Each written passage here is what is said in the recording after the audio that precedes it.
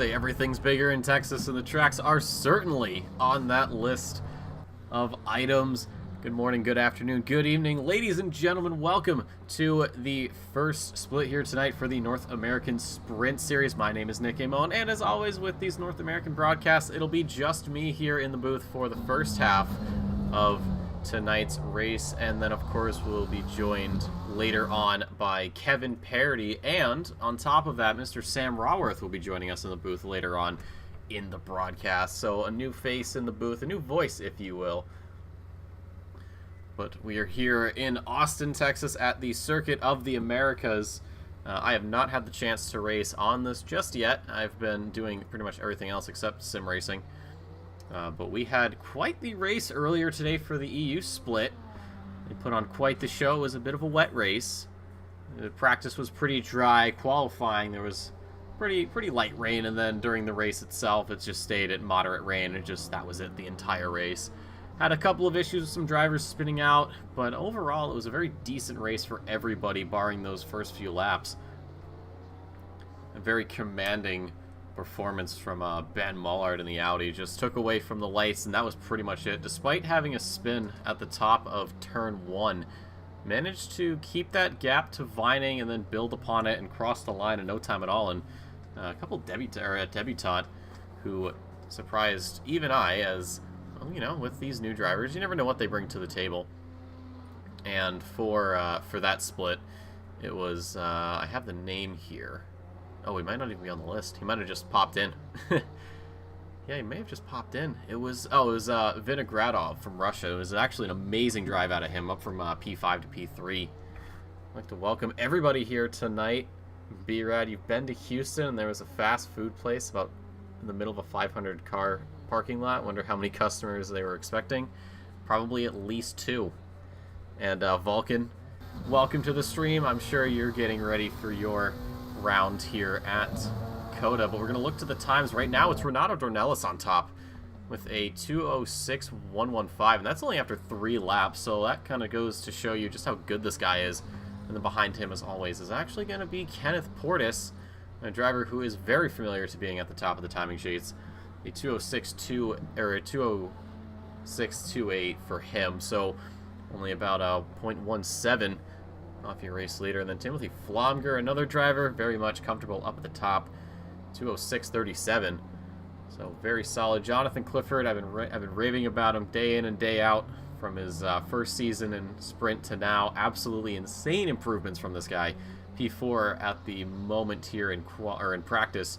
4.5 to go. He's got a 2:06.40 to his name. And then rounding out the top 10 is going to be Dan Good, joining us from across the pond over in the UK. Is a 2:06.86 for him. Looking at the EU race from earlier, it was quite a few Brits up at the top. Now, I think they may have had a bit of an advantage from, you know, the fact that they do live on an island where, you know, it rains quite often. Pretty much that's all it does up there.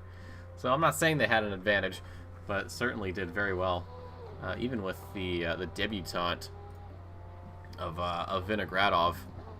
You know, I don't know what the weather's like in Russia. I know it's cold all the time, so maybe the ice driving that he's probably had to do played an effect, and then that also kind of brings into question any Finnish drivers, which I don't believe we have in the EU split. Oh, we do. We have one Finn. That was Delilah Hazel, who actually had a bit of a slip up, if you will, at the start. Ended up starting from the pit lane. She fought her way up the field.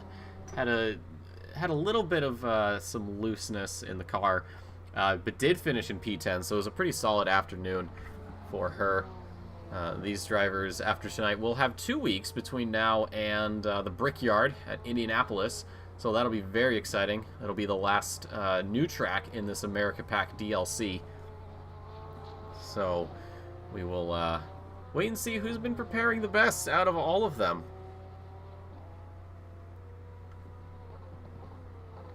Good morning to you, Matt. Glad you could join us here. I'm sure you're just getting your day started. You know Dan Good's brother. That's Good. I assume he's a Good, hence the name.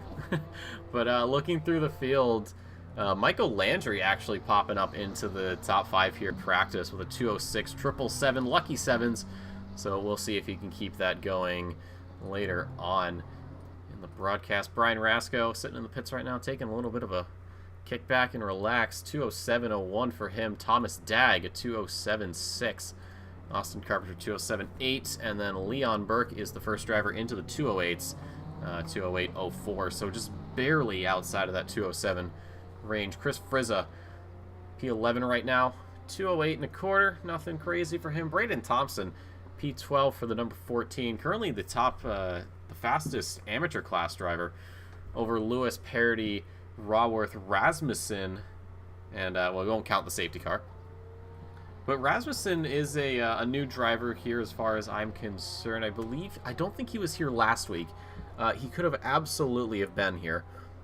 But currently sitting at P16 with a 213.34. This is one of the newer tracks, so people probably don't have as much experience on it as they do with some of the other well-grounded circuits. And another debutant here is Jake Lewis. Still making his charge through the OR right now. P13, a 208.95, and he is the last driver in the 208s before we start getting into 209s with none other than Mr. Kevin Parody. But we are certainly going to be in for a treat here tonight. So it is a regular sprint race. We'll have our standard old 15-minute qualifier and then hop into an hour of racing, one mandatory pit stop. Who knows what the weather will bring? I believe there was some moisture in the air in the EU, or not the EU, the AP split. It did definitely rain in the EU split, so we'll have to wait and see if North America is as fortunate or unfortunate, depending on how you look at it, both for this split and next. And then, like I said, Parody and Raworth will be joining us. Raworth, I believe we lost. Oh, no, he's right there. He's out on track right now trying to get one more lap in. Unfortunately, he'll be crossing the line after the checkered flag falls. Same with Flomger. Excuse me. Try not to, like, die over here. Thomas Dagg out just getting a few more quick corners in through the S as he goes. I gotta say, I absolutely love the S's here at COTA. They are very well made. Obviously, they take inspiration from Silverstone's Maggots and Beckett's.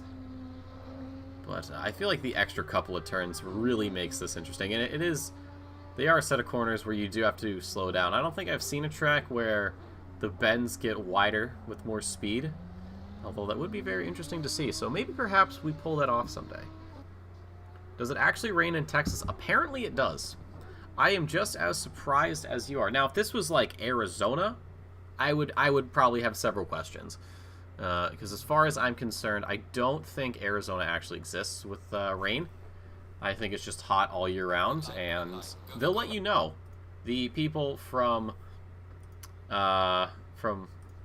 Arizona will let you know. But ladies and gentlemen, into qualifying, it's Michael Landry is going to lead us out onto the track. Behind him is Kenneth Portis, and then the Audi there of, I believe that's Leon Burke. That's Leon Burke in frame right now.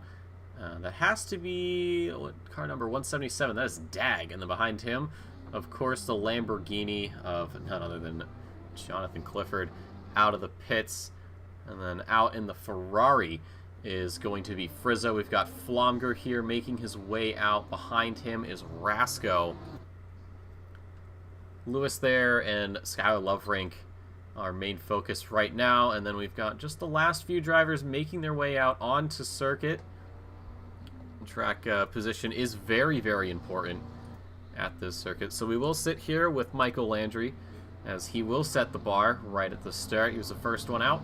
So we'll see what he can pull off. We'll see if he can maybe grab pole right away and keep it away from someone like Dornelis. But there's plenty of time to have that go completely sideways.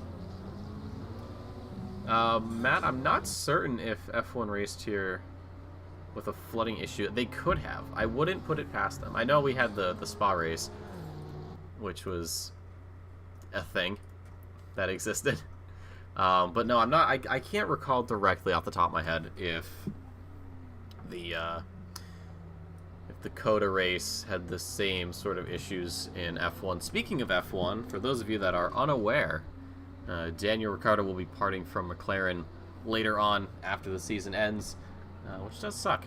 Because, you know, the first season, you know, you could say, hey, it's, you know, some issues getting to grips with the car, but, you know, in his interview, he stated that, you know, they weren't getting the results that they wanted, and, you know, he wasn't putting the blame on anybody, but he, you know, understands how it is. So, you know, he was asked if he's going to take a sabbatical or what the idea was. He wants to stay in F1, which is really good, but we'll see if that's in the cards either for next season or season after. We were talking about this in the EU broadcast where, you know, we speculated if he was to go somewhere else, which we doubt, because he's an F1 guy, then, you know, he would, where would he go? And we speculated on some of the Australian series, of course, V8 supercars would be most likely, but we also thought maybe NASCAR or IndyCar. We've had Kimi Räikkönen go into NASCAR, even Juan Pablo Montoya. I believe he's still in NASCAR. I know that Daniel does love NASCAR. He's got number 3 on his car as an homage to Dale Earnhardt. But we could also see him go into IndyCar. We had Ericsson and Magnussen actually go into it. And Ericsson's had some success picking up a win at the Indy 500. So it'll be interesting to see if Ricardo can do the same with a $240 million payout. That's a pretty check. I'd love to get that kind of check in the mail. Just pop open the mailbox and hey, look at that, 24 million waiting for me with my name on it. Yeah, I'm right there with you, man. I wish someone paid me 24 mil to not work. That'd be really fun. But we'll see where Ricardo goes after this season. Hopefully not out of motorsport. Watch him go into like GT racing, like WEC. Oh, that'd be insane. It goes into WEC and still races for McLaren. It's like, oh, you can't get rid of him, so you might as well embrace it. But we still wait for the first laps to come through. COTA is a very long track. You know, we're looking at a little over 2 minutes. By far one of the longest tracks in the game, besides Spa, of course. Spa is the longest track, unless there's another one I'm not remembering. Now, if we had the Nordschleifer, then, well, that'd be a whole new one, but that is not going to happen, unfortunately. So if you want to get your Nürburgring Nordschleifer 24-hour fix, you got to go to iRacing or Assetto Corsa or any other game that has it. But ACC does not. So, out of the final corner, Landry is sprinting to the line. We're gonna see where he's at. It's a 2:06.7, and that's immediately eclipsed by Kenneth Portis with a 2:06.25. And then we have to wait a little bit of time. Leon Burke here crosses the line P3, a 2:08.3 for him. Jonathan Clifford making a statement with a 2:06.55. Exquisite time from him, but that is going to be leapfrogged by Clifford or Flomger. The 2:06.24, 5 thousandths behind Portis. And I believe Brian Rasco, yep, up into P5, a 2:07.6 for him. Skylar Loverank, very surprising run out of her. It's a 2:05.9. That is an insane time. Dan Good joining on that front row with a 2:06.1, a little under 2 tenths for the Briton. As we look back, we see a bright pink McLaren getting on out there. That's Austin Carpenter, 2:07.37. It's only enough for P7. Look at that. We got triple sevens for a lot of these drivers. Who do we have in the booth tonight? How you doing? Outro. My name is Nick Amon. I'm glad to have you for the first half of this broadcast. It is just going to be me. But we will be joined later on by Kevin Parody, who actually crossed the line just now for P10 at 2:08.9. And Sam Raworth just behind, the 2:16.4. So not the best start here. But yes, these two drivers, the one in the BMW up ahead and the Ferrari right here in frame, will be joining us later on after their race here for the next split. But for right now, it is still Loverank on top with that 2:05.9. That is an absolutely insane time. Someone has definitely been hot lapping and practicing since the last race. And, well, we'll see if anybody did some practice for, let's say, other weather. I won't say exactly what weather or wet weather, but weather. Whether or not we'll see the weather is up for debate. Wasn't sure if you were alone tonight. I'm always alone. Also in the booth, but yeah, no. I'll be joined later on by my co-commentators, which is always nice. So Jonathan Clifford will improve up to a 206.12, so he's going to go back to the pits to try and make a few adjustments on the car before he gets back out onto circuit. Jake Lewis right now up into the final corner. It's P13 for him, and across the line, it's only enough for P12 at 208.2, and Renato Dornelis took a little bit of time, lulled Lovering into a false sense of security, and then just sucker punched with a 205.197. I would not be surprised if we see a 204 out of this man at some point. He is absolutely insane. Hit caps, didn't even know what you hit, but thank you. We look around the grid for just a second. Kevin Parody here on a flyer. It's only 208.38. No improvements, unfortunately. And behind him, Raworth for P15 at 209.8. So commentators not really improving right now, but you know, race is quite a ways away. Seems to be the thing with us commentators. We can talk, but we can't race. No, I can't talk for all of my I can't talk for all of my commentator buddies. Right now, Michael Landry, the guy who did start on provisional pole, who was quickly dethroned by what seemed about the entire lobby, is currently about 2/10 up. His fastest was a 206.7 dead, so only 22 thousandths, excuse me, faster than the lap he just put in, but he's currently 4/10, now 5/10 up into the final corner. So if he can stitch this together, this could be a 205 or close to it. Crosses the line, it's a 206.1. Enough for P5 here. He's going to pull off to the side, maybe make a few adjustments, head back out there. Thomas Dagg jumping up to P9 with his run. Behind him, the fellow Audi, I believe that was Rasco, or not Rasco, sorry, that was Leon Burke, who did not improve, but Brian Rasco, perfect timing. He is 3/10 up, crosses the line, and will just slip up on and over Braden Thompson for P11. Renato Dornelis in the pits. It looks like he may have had a bit of an error, so maybe back into the pits, either to kick back, relax, or maybe make a couple of adjustments before heading back out there. Kenneth Portis here, 2/10 up. He's P6 right now. It's a 206.2 for him. Crosses the line. Make that a 206.0. Enough for P3 on the grid. That'll move Clifford and Dan Good down, and everyone else will follow suit. Jonathan Clifford there. That was an outlap for him, so now he's back on a flying lap. He is going to try to regain that P3 from Portis. You can see Portis just up ahead, maybe subconsciously trying to catch him as well.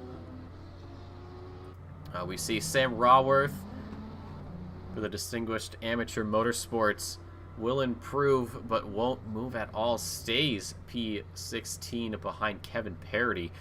Across the line, there's the Ferrari of, not Lovering, excuse me, of Farizza, who is currently sitting P10 right now with that 207.2.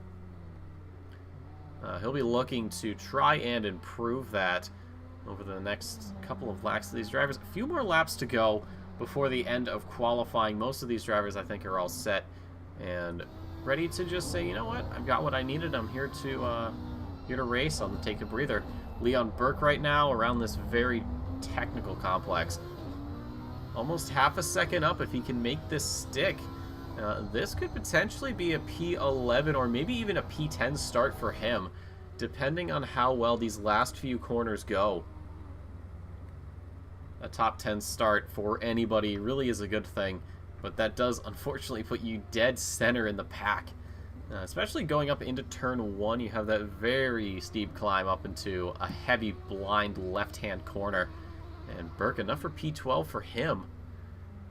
So maybe making a couple of adjustments and getting back out there. Skylar Loverink still with that 205.9, is only a 10th up. But it won't be enough to overtake your pole sitter, Renato Dornelis, who is currently out on another flying lap. Across the line, it's a 205.8. Not much of an improvement, but an improvement nonetheless. Kenneth Portis here around the final corner. He's going to be looking to sneak into the 205s, and that he does. He beats out Loverink for P2 by 0.02 of a second, but still well over half a second from Dornelis, who has been sitting comfortably for quite some time. Scott Rasmussen currently starting from the back of the grid with that 212.3, trying to improve. He's about a tenth or so up on himself. Looking to maybe skip over Raworth here at some point, but he's just going to miss his break point and go a bit wide. That is the one thing with some of these corners. You are millimeters from overshooting. We saw in the European split with the rain, drivers just maybe on the brakes a little bit later, and all the progress they made to catch up to somebody was thrown out the window in one corner. It's no different in dries, but it is certainly something you want to avoid as Rasmussen goes wide. So that lap is thrown away. Renato Dornelis, it looks like he is going to have enough time for not just one, but 2 laps. He's slowing down at the final corner, maybe trying to get a better exit here. So he'll cross the line. There will be enough time for another lap. He's going to try to go for that 2:04. If there's anybody on the grid that can do it, it is going to be the man from Brazil who has been absolutely dominant here in North American Sprint season after season. And he's currently even with what he's been putting up in the past.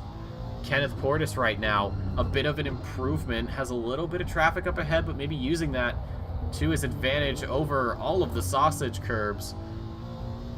We did complain earlier in the broadcast about the perpendicular sausage curbs. Austin Carpenter over the line, 206.675 for him, and he's got another chance. So we'll see what he can do. A lot of these drivers will have enough time for one more.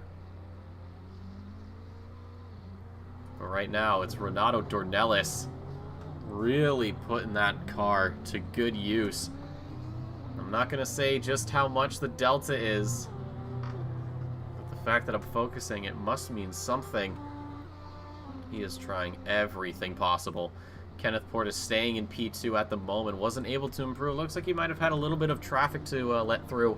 Slight excursion as well, so he has still another chance to improve. Same with Loverank, who is even with herself, and Clifford as well has not really gotten much of an advantage since the start of the lap. So we look at fastest sector ones. It's actually Clifford with the fastest sector one with a 26.5. Oh, and Dornelis catching up on some traffic. So he was pretty far up on his personal best, but unfortunately has to bail out, and he's going to be looking to just get the move around Rasmussen, just get out of the way, get back to the line, and try to get one more lap in. 10 seconds to go. So there's still plenty of time for him to get one more chance. So we'll leave him be. We'll get out of his face and let him back out onto the circuit. Austin Carpenter, a little less than half a second up. Time has expired here in qualifying. So if you're crossing the line for another lap, you should have done it ages ago. Next time you cross the line, that is going to be it for your qualifying session. So a couple of 0.1 improvements across some of these drivers. Austin Carpenter still just about even here as he exits the final corner here onto the main straight. He's got a 10th up on himself. It's a 2:06.5 for a P8 start for the McLaren driver. In the background is Loverank, who leapfrogs Portis with a 2:05.77. An excellent run out of her. Jonathan Clifford right now, he's on quite a run. 0.6 up on himself. Out of the final corner he goes. And he will take Loverank's P2 with a 2:05.67. Incredible stuff. We see Dag there for P7 in the background. And we look ahead. Dan Good, P5 with Renato Dornelis in the rearview mirror. Dan Good gaining about a 10th there out of the corner. We'll see just how much he can do. Not really close enough for Dornelis to worry, but still going to be close enough to keep him in sight. And behind we do see Flomger there in the BMW, currently sitting P3. Carpenter down to P9, Dag to P8. A lot of these drivers in the pit, so it's just this trio here looking to improve on their laps. Dan Good has lost time. He is falling little by little, 0.6 down now, so this has not been the best sector for him. And unless he gets some absolutely insane time gain, it is going to be nothing more than a P5 start for him. And behind that man is Renato Dornelis. The Delta's green. How green is it? It's green enough for a 204.8, and Flomger across the line for a 205.5, enough for P2. But what a pole lap from the Brazilian. He is cleared of everybody else by over half a second. That is one of the most insane drives I think I've ever seen. We had a very close split for EU. It was very, very close for them. But Renato Dornelis does not care. He knows exactly who he is. And he knows what he's here to do. And look at the weather. It is bright. It is sunny. It is 20 degrees Celsius. I don't know what that is in usable units. But I'm telling you right now, that is not a temperature you see very often in Texas, as far as I'm concerned. Except maybe in the winter. So maybe these fans getting ready to don the winter coats because of how bone-chillingly cold it is at 70 degrees Fahrenheit or whatever it is. But it's Dornelis on pole. To Flomger, Clifford, Loverink, Portis your top 5, Good, Landry, Dag, Carpenter, Frizza the next 5 down to round out your top 10, and then it's Rasco, Burke, Thompson, Lewis, Parody, Raworth, and Rasmussen getting those last 7 positions. And of course, patented OOR safety car, which according to some sources for the AP split was actually Lego themed. I used to have a bunch of Legos, and then I moved them into the attic because I needed to clean my room and move a few things around. Actually, that's a lie. I didn't move anything around. Nothing got moved. I just moved stuff out of there. But LEGO games are so much fun. Shout out to all of you who have played LEGO Racers 1 and 2. Great game. I miss being a kid. But yes, the OOR safety car provided by Janetta, as always. 667. Who's in the driver's seat? Well, couldn't tell you. And even if I did know, I still wouldn't tell you. Like a mascot, you never know. So we take the final walk on the grid here. Drivers are getting ready, getting their setups finalized, or they've already finalized it, and just waiting for that drive button to go active once we see some cars bobbing around. And on to the ground. That'll mean it's time to race. You can see them barely up on the jacks there. How they're doing it, I don't really know. I believe the Audi did get a bit of a balance change. To answer your question there, Grant. It did get a bit of a balance tweak, a BOP. A few other cars did, some of which on the grid. The BMW has gotten a change as well, along with the Porsche and a couple of other cars. The Lamborghini and the Bentley, I believe, were also on that. But the cars are getting off the jacks, which means it is time for us to get ready here at the Circuit of the Americas. The final 30 seconds before these cars take off for their parade lap around this amazing circuit down in Austin. 20 is 77 furlongs per bald eagle. Next time, please use football fields per American Eagle there, Matt. I appreciate it. There's the safety car peeling away, and the rest of the drivers will also follow suit. Dornelis from Flomger, Clifford, Lovering, Portis, Good, Landry, Dag, Carpenter, Frizza, Rasco, Burke, Thompson, Lewis, Perry, Raworth, and Rasmussen. A little bit of trouble here at the start for some of these drivers. Getting everything sorted out. Renato Dornelis just doing his patented back the field up from the safety car. Something he has done day in and day out here at these race starts, so not like it really matters. I don't believe we have any rules against it, but he's certainly going to be enjoying that for quite a while. So hop with the safety car, look out the back of it. You can see just how far away he is. Yes, the gearbox. The BMW now actually has a gearbox. I know Kevin was talking about it earlier in the EU stream, how everything's been changed now, so he has to relearn how to actually drive the car.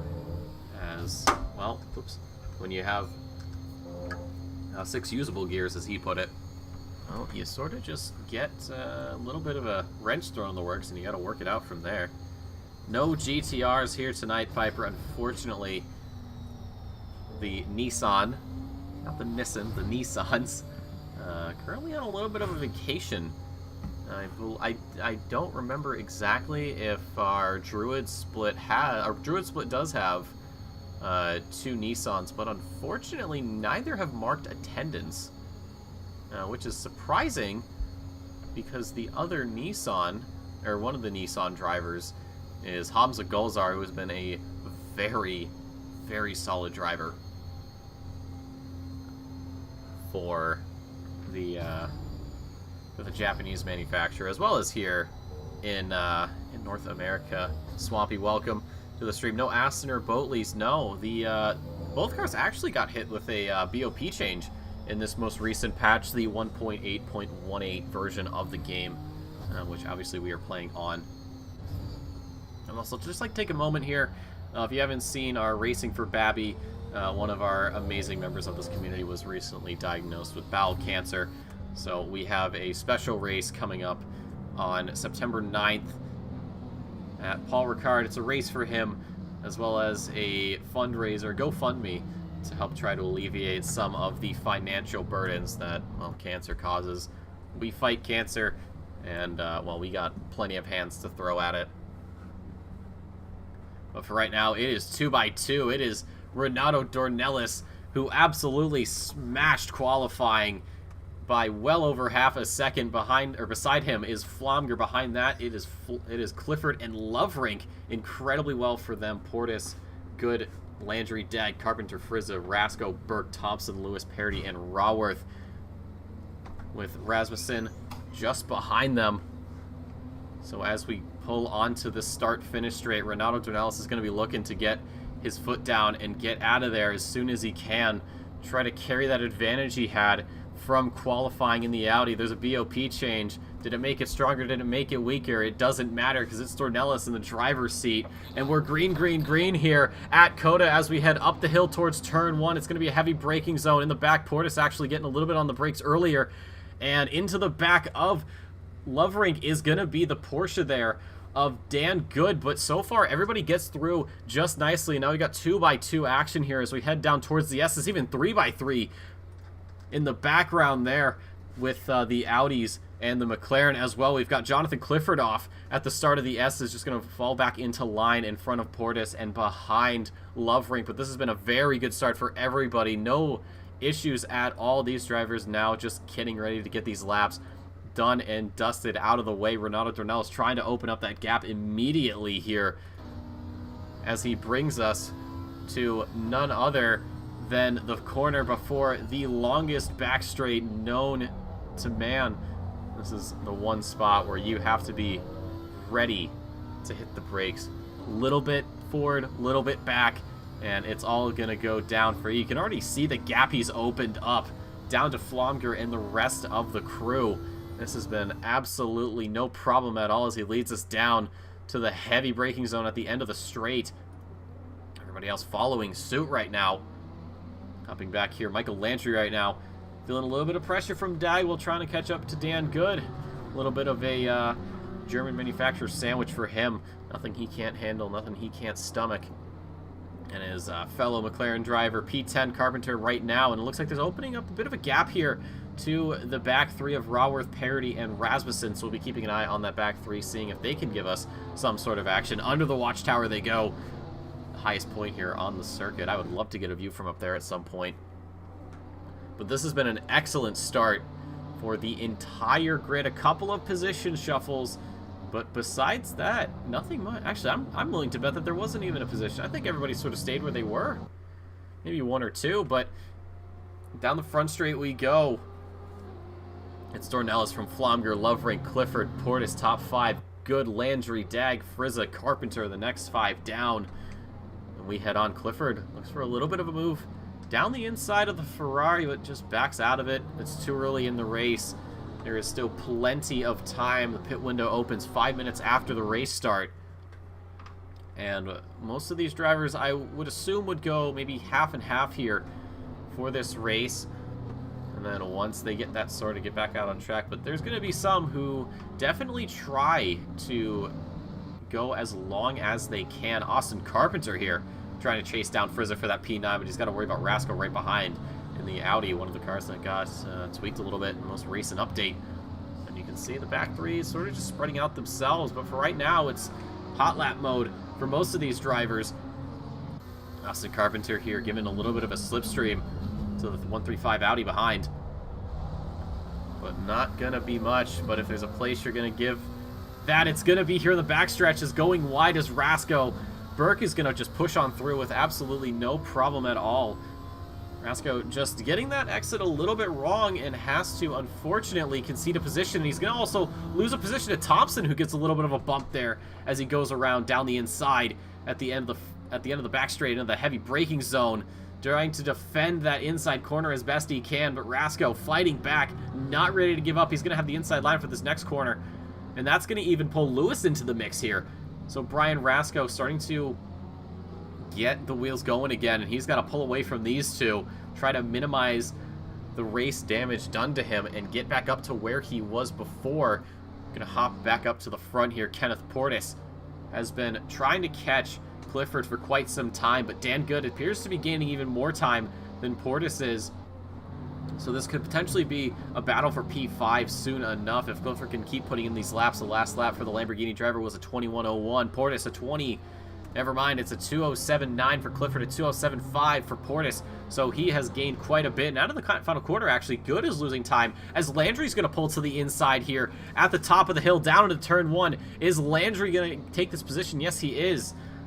Dan Good backing out, just giving up the position. Actually, he's not done yet. Into the S as they go. Sort of door here. Into the rear right corner panel. Dan Good is going to give a little too much, and Landry getting spun around here. That is not what you want, and he finds himself parked almost dead center on the road. Thankfully, there is definitely enough room and enough time for these drivers to get around, and Michael Landry from up on the grid is relegated to last place as Rasmussen pushes through. Pit lane opens up. Dan Good, though, that is going to be something the stewards look at. He fought back out of turn 1 and then down into turns 2 and 3 and 4 even, you could argue. Just did not back out. Got into the rear right corner panel of the McLaren and spun out. Landry probably not too happy about that. So we'll see what the penalty is. If I had to bet on it, I'd say 10 seconds for the British driver who's currently sitting in P7 at the moment. Or sorry, no, not P7, P6. Or it is P7. So, oh, it looks like Dad got around him. So what a start, though, that we have had. Chris Frizza right now. Driving for driver's excuses, but no excuses for him right now. Comfortably in P8. Starting to pull away from Carpenter a little bit. Trying to let the horses out of the stable. And in stable condition goes to number 74 here. You can see just how well he's getting some of these corner exits where Carpenter is struggling.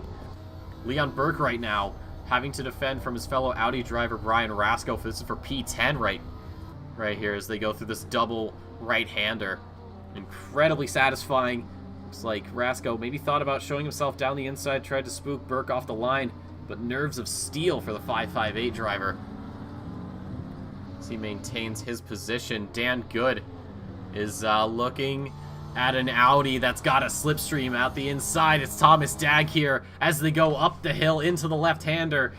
Good into the side there of the Audi. Spins himself out, actually. Frizza having to take to the runoff to avoid T-boning this Porsche. Dan Good, this race has gone from good to bad here as he's losing positions. And speaking of positions, Frizza, for a moment, had Carpenter on his inside, and Frizza, a little Tokyo drift action here. Manages to keep the Ferrari pointed in the right direction, but unfortunately, we do not award points for drifts. So while he did an excellent job defending from the McLaren, compromises himself and ends up losing a position. Leon Burke here with Rasco a lot closer now as they get ready for the run-up to the heavy braking zone before the back straight. But an excellent save there from Frizza to keep it together. And actually, he's starting to gain the time he just lost to Carpenter. Or not Carpenter, yeah, to Carpenter. So he could potentially be taking this position back in due time. We have Rasmussen into the pits very early on. Not quite sure what that was about. Maybe some damage, or maybe just a supreme undercut to end all undercuts. Frizza there trying to just scare Carpenter off the line by showing himself down the inside, but slots back into position. Absolutely no problem for him. Right now, Kenneth Portis is just struggling to pull away from Loverink.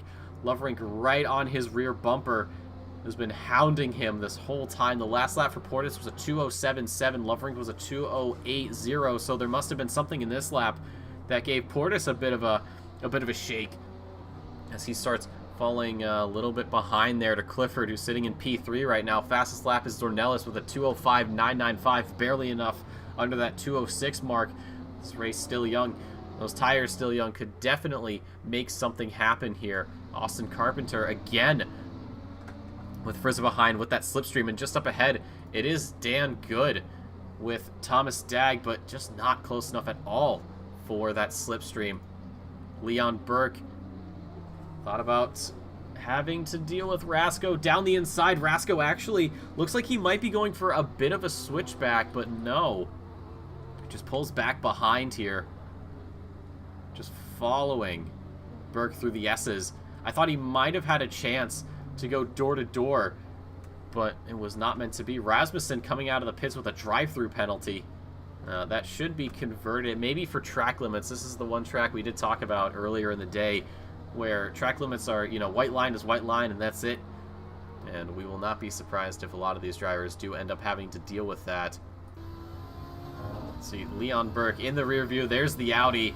Takes up pretty much the whole thing. The inside is the line that Burke is gonna unfortunately give up, but it's Rasko overshooting his brake marker by quite a distance. Leon Burke comfortably slotting back into P10. It was an excellent attempt from Rasko, very ambitious, but unfortunately not in the cards. Must have left his deck of bicycle playing cards at home. We'll see if the House of Cards falls for him later on in the broadcast, but at this pace, I highly, highly doubt it. Dornelis, though, has been clearing Flomger. 3.3 seconds for him. As Rasko getting a little close here to Burke, a lot closer than he would have liked. As we go through this double right-hander. See Burke getting that apex perfectly. As Rasko goes a bit wide, maybe he moved down the inside, but has to rethink his options. Burke a little bit heavier on the brakes, though. So as they go into the final corner, oh, it's Rasko. Saw the door was there, but it was nothing more than smoke and mirrors. So back onto the front straight once again with the slipstream, but it's just not enough for Rasko to take advantage of. Is he going to look for a move down the inside? No, he's not. Maybe looking for a slightly straighter exit out of the corner. It just has to lift off a little bit. Burke just covering that off. It was looking to be an excellent move, but nothing to come of it. Oof, little too close for comfort there. Trying to find all the time he can. Then he has been bargaining for. These guys really giving us quite a showing. Thomas Dagg has done a very good job of trying to catch up. Or sorry, Dan Good has been trying to catch up to Thomas Dagg. The last lap for Dagg was a 2:07.2. Dan Good a 2:07.0. So it's these little tenths and hundredths that can add up.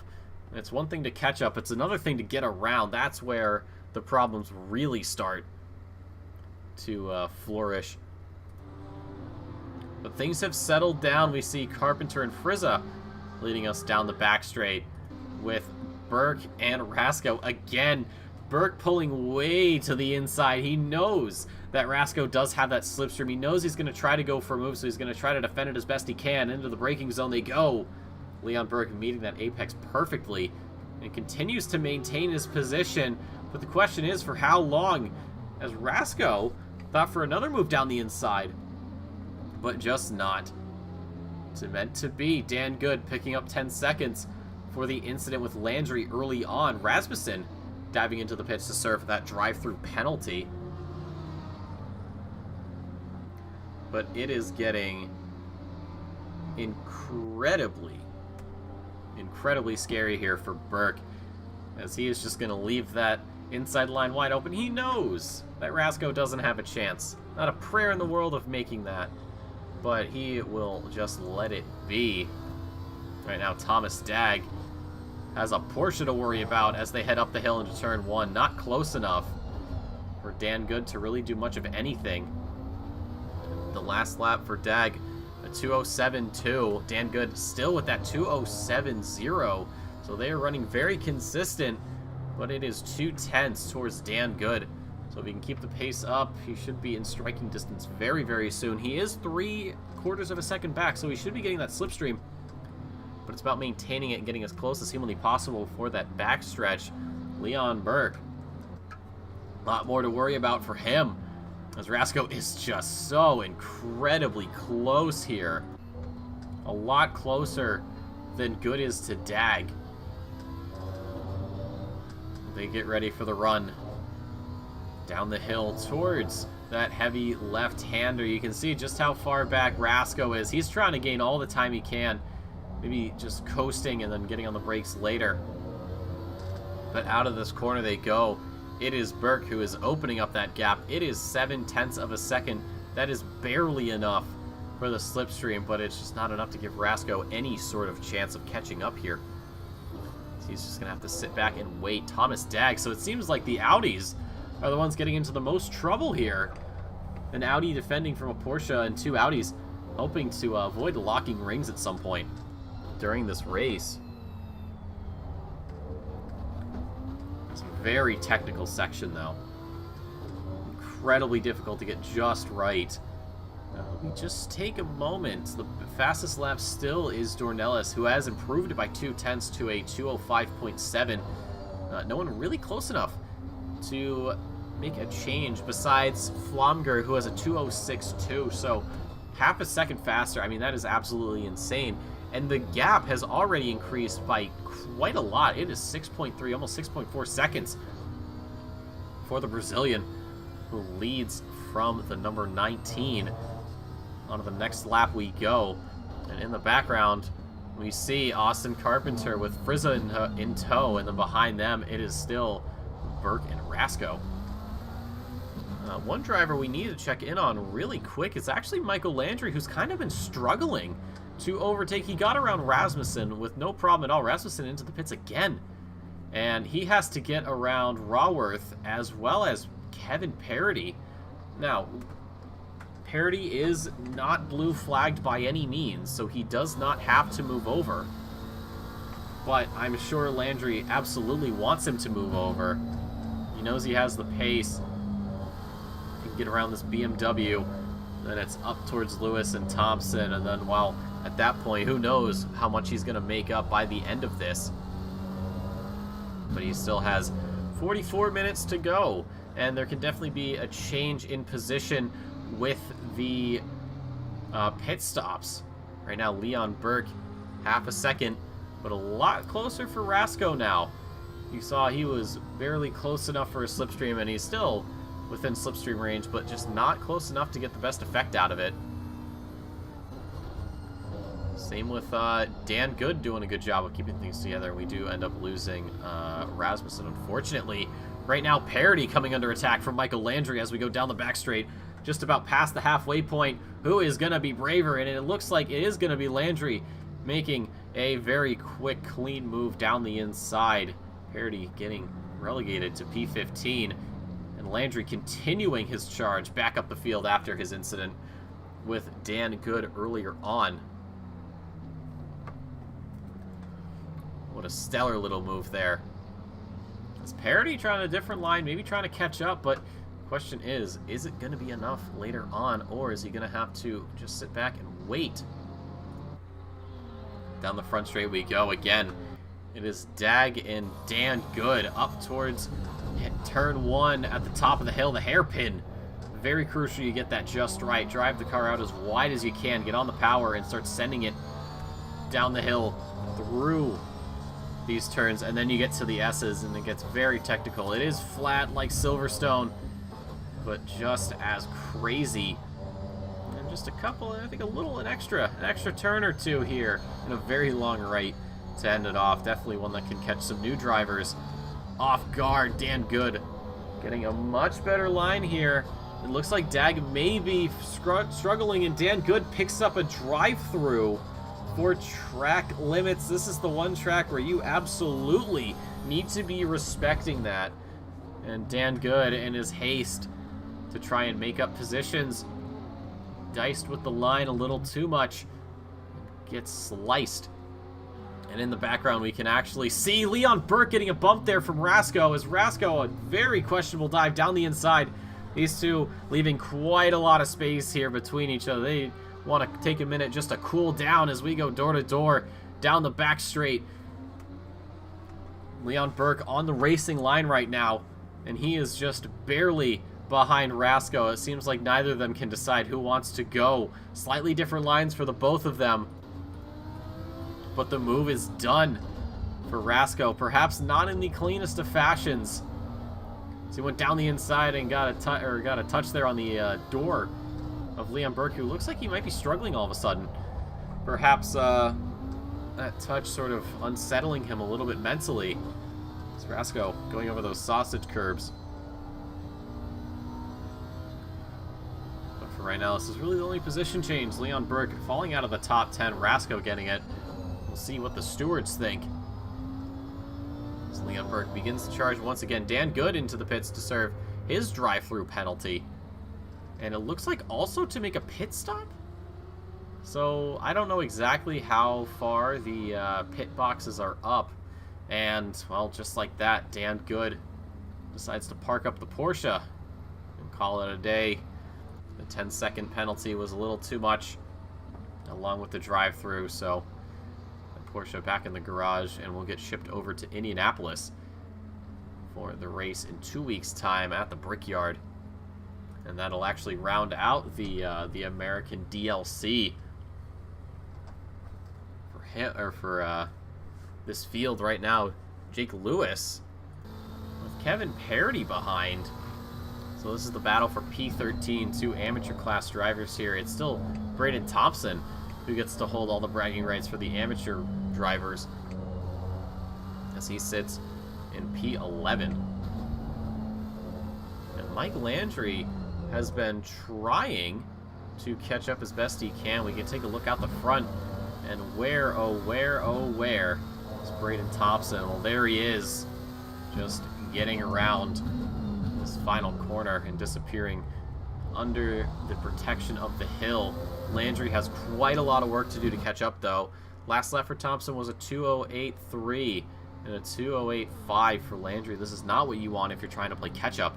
And it's Lewis and Parody going door-to-door here down the backstretch. We get about halfway and then into the braking zone. It is all going to come down to who is braver. And it's Parody ahead for a moment, and they're on the brakes at about the same time. Lewis swinging it around the outside, and he's actually going to maintain this position here as he slots back into the racing line ahead of Parody. A little bit of apprehension there for the Canadian as the number 9 McLaren just gets back up into position. Ooh, slightly different line here for both of these drivers.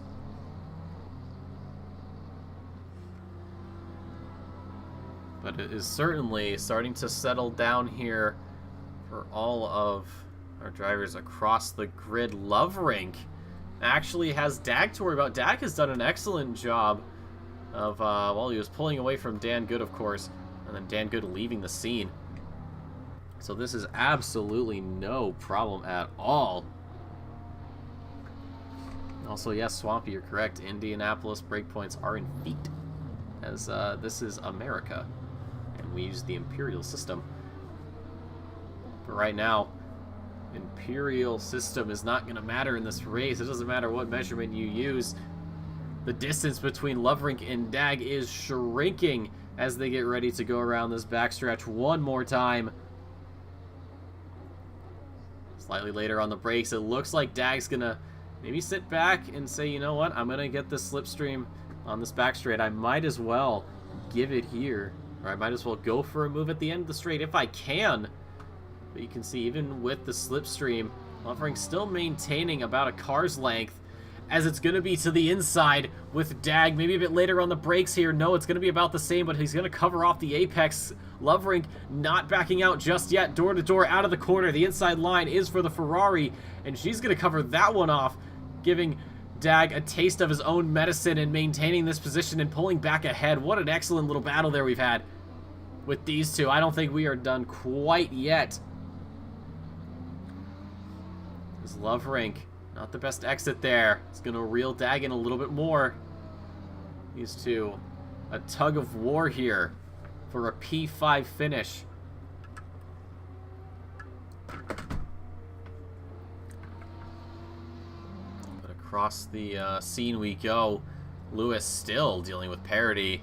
And Landry still trying to play catch up here. Last lap for Thompson was a 2:08.6. Landry's a 2:07.7. So I do not know exactly what happened to Thompson, and Lovering pulling into the pits here. 36.5 to go. So this looks to be maybe the undercut. She understands what Dag is capable of. Maybe saying, you know what, I'm going to try to get him in the pit lane. Wait and see if that comes to fruition. Right now, it's still the Audis of Rasco and Burke having to exchange blows here, either literally or figuratively. These two, not the best of friends right now. Definitely trying everything they can to keep one at bay and get away from the other. It's actually Rasco who's got the advantage here through the S's. Looks like he's been practicing quite a lot. So Loverink getting out of the pits now. And she'll get back out. We'll see. That's going to spit her out, well, pretty much at the back of the field. But everyone's still having to do their pit stop, so this could definitely play into her hand quite well. Jonathan Clifford right now, P3 for him. And he's got Kenneth Portis behind, who's done a very good job of catching up. Clifford with a 2:06.9 on that last lap and a 2:06.8 for Portis. Well, it's only a 10th, but still more than enough. 3/10, 4/10 is the gap right now. A couple car lengths for these two. As again, they go under the watchtower. Now, what's the reason we can't see the tire or fuel changes? This broadcast controller does not give me that. Even if I go to the basic HUD, well, you only get so much information. But for right now, we keep an eye on Clifford, we keep an eye on Portis, and up the road there is Flomger crossing the line to start another lap. And Dornelis is over 10, almost 10.5 seconds clear of Flomger. That is, if that isn't a thrashing, I don't know what is. Jake Lewis here has lost a bit of time to parity. These two are definitely going to be seeing pit strategies start playing. Now the question is, if you're this close to somebody, do you mirror them and go into the pits, or do you stay out? Oof, little slide there for the number 9. And they're both staying out. Kevin Parity eyeing up a move down the inside, but does not take it. So we hop back up here. Jonathan Clifford still with that bright green Honda in tow. Oh, the pit person. Oh, they exist. 'Tis a figment of our imagination. Only the drivers have the special all-seeing eyes. And right now, all we're seeing is Kenneth Portis with a slipstream here. To the inside they go, under the banner, down towards the heavy braking zone. It's going to be a case of who brakes sooner, who brakes later. Kenneth Portis down the inside. He's going to defend the apex and is going to just muscle his way past the Lamborghini of Clifford. Portis now on the podium if things stay where they are. But Clifford is not one to give up. He is going to fight for this position tooth and nail as best he can. So for right now, Portis, he's gotten his objective done. Get around Clifford, and now it's about maintaining for another 32 minutes until we get to the end of the race, until the checkered flag is waving. Jake Lewis has actually gained a lot of time. Parity probably not getting the best S's. And into the pits is actually going to be Flomger, so Flomger may be attempting a bit of an undercut. But this is Dornelis we're talking about. This is the man who does not care what you think. This is the man who is going to take your lead from you and then run away and never let you get back. Clifford, though, trying everything he can to get around this Honda. Just not close enough quite yet. Biding his time and seeing where things play out. This is live, Swampy. Or not Swampy, excuse me. Wicked, good to see you again, of course. Yeah, no, this is live.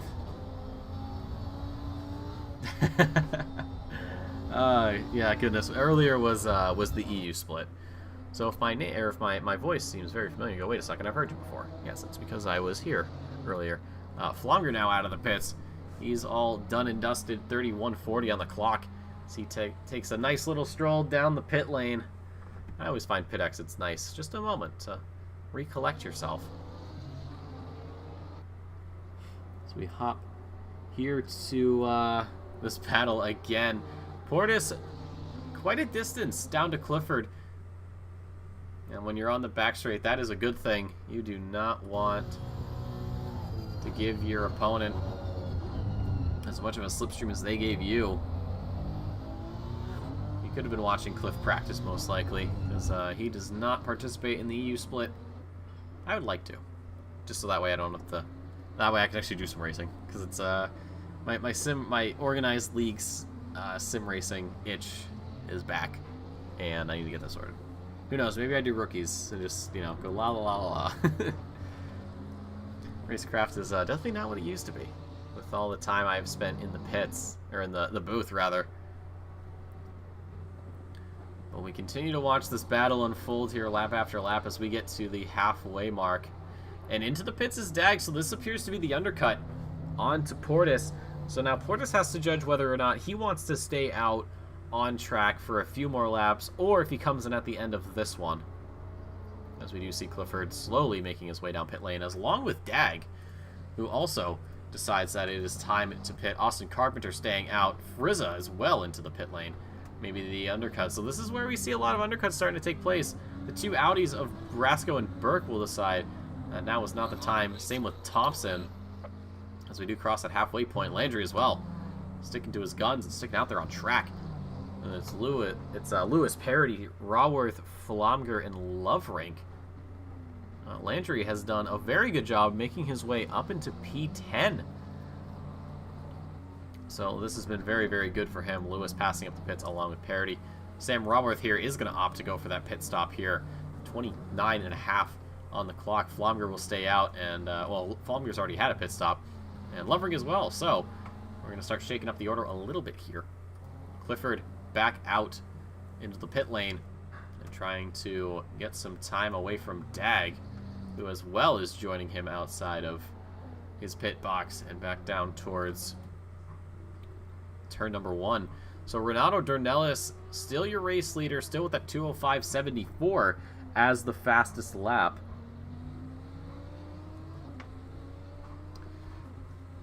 But we'll see if and when he pit. Well, he will be pitting. He has 23, almost 24 minutes to do so, but still plenty of time. But knowing him, he is going to be trying whatever he can to open up that gap. Frizza out of the pits now. Raworth still getting that pit stop served. Dornelis does pass up on the pit lane, so it looks like he's trying to go very long on his stint. Kenneth Portis here. We'll see what his pit strategy looks like. And he, very wide line, will stay out as well. Austin Carpenter sitting in P3 for the moment, but that'll get shuffled around as he goes into his pit box at some point in this race. We'll see if he also decides to go, and no, he doesn't. That's a very good point, though, Rickard. Dornelis did pit very late last week in the race, and he'll probably do the same thing if I had to bet on it. Brian Orasco will also stay out. Leon Burke, too, so looks like these two may be trying to mirror each other when it comes to pit stops. Or maybe Burke goes into the pit lane early. Braden Thompson does. The second amateur class driver to do so, although Raworth went in very, very early. So P7 for him, but that is going to get tossed around a little bit as Lewis and Parody pull up to the final corner, very wide there for the McLaren, and both of them decide to stay out once more. Flomger just behind will also opt to stay out on track, and then Clifford and Flomger, everyone else here from 10 to 15 has pitted. So we'll see where they come out once pit stops are all said and done. Braden Thompson's still in his pit lane, or in his pit box rather, currently sitting P11 as what feels like every other driver comes through. And once he comes out, that should be just about half the grid. On a fresh set of tires, P13 right now. As he makes his way down, actually going to be P14 as Frizza crosses the line here in Raworth. Not really close enough to overtake. So the number 14 car comes out in P14, 26.5 to go here. And still 21.5 for these drivers to get a new set of tires on. And there it is. Your race leader pulling into the pits for his first pit stop. Now, does Portis copy this, or does he stay out? It looks like he is going to actually stay out. So maybe trying to open up a gap that is more than enough for him to get a pit stop free of charge and maintain that lead. Austin Carpenter will be another driver we look to, and he's also going to go into the pits. So it looks like he's not going to try to follow Portis as much as he can. Brian Rasco as well into the pits. So it looks like most of these drivers are going to be getting their pit stops. So does Leon Burke go in, or does he stay out? It looks like he is going to go in. So he is mirroring his fellow Audi. But depending on where the pit boxes are, maybe Burke can stop at roughly the same time, or maybe even sooner than Rasco. But we'll just have to wait and see. Rasco pulls into his box, so he will be getting his pit stop all set, which means Burke will not be overtaking on pit exit. And Portis out of the pits, so he is all set. Jake Lewis opting to go for a pit stop, and Kevin Parody staying out. So other than Parody, it is only Portis that is yet to pit. These two drivers trying to stay out as long as they can. You can see Portis, he knows Dornelis is on the charge. He knows he's coming back. The gap is, well, probably a Texas-sized gap. But this is Renato Dornelis we're talking about. This is the man who just race in and race out will constantly remind you that he is a problem and that you are going to have to deal with him. So we got drivers exiting pit lane. Rasco, Burke, Landry, and Lewis are getting out there. Or getting back out there. And trying to make up their positions where they can. There's still only 2 cars left, so this won't be... I don't know how many positions we may see. And Landry picking up a 30-second stop-go penalty. If I had to bet on it, that is probably going to be for pit entry speed. As Jake Lewis makes his way out of the pits. So, Kenneth Portis. Question becomes, when will he pit? He's got 19 minutes to do so. He may be trying to do a Dornelis and stay out as long as humanly possible. Kevin Parody here, he's got to pit. Flomger knows he has to pit, so this really isn't much of a fight for P3. As, yeah, Kevin Parody, it looks like he might have missed his break point a little bit. Flomger gonna just Houdini his way through and take that position. Down to P4 for Parody, but probably way down the grid after pit stops are all finalized. You can see Clifford there in the background. He knows what's coming, and he knows what he has to do. He just got to keep driving, and he is going to be rewarded with a free of charge P4, and then he's got to catch up to Flomger. But Portis still having to pit. Renato Dornelis now getting onto those standard flying laps. Kevin Parody still opting to stay out. This may be one of those cases of how much of a gap can I open up to everyone else. You know, for right now, across the line he goes. It is a 2:11.3 compared to Clifford's 2:06.8. Now that may have actually, that wasn't even a pit stop lap. That may have been just an earlier that mistake we saw that gave Flomger a chance to push through. But Clifford very much looking to make up this position. He's going to get it regardless. He's just got to be patient and wait it out. Kenneth Portis here, about a minute and a half into his lap. Still about another 30-ish seconds for him. at this point. So Landry's drive-through, or stop-go, getting swapped over to a 10-second penalty. So that will be for pit entry speed as the safety car pieces out and gets ready for its turn in our second split. Portis, I thought a little bit of hesitation there, does dive into the pit lane.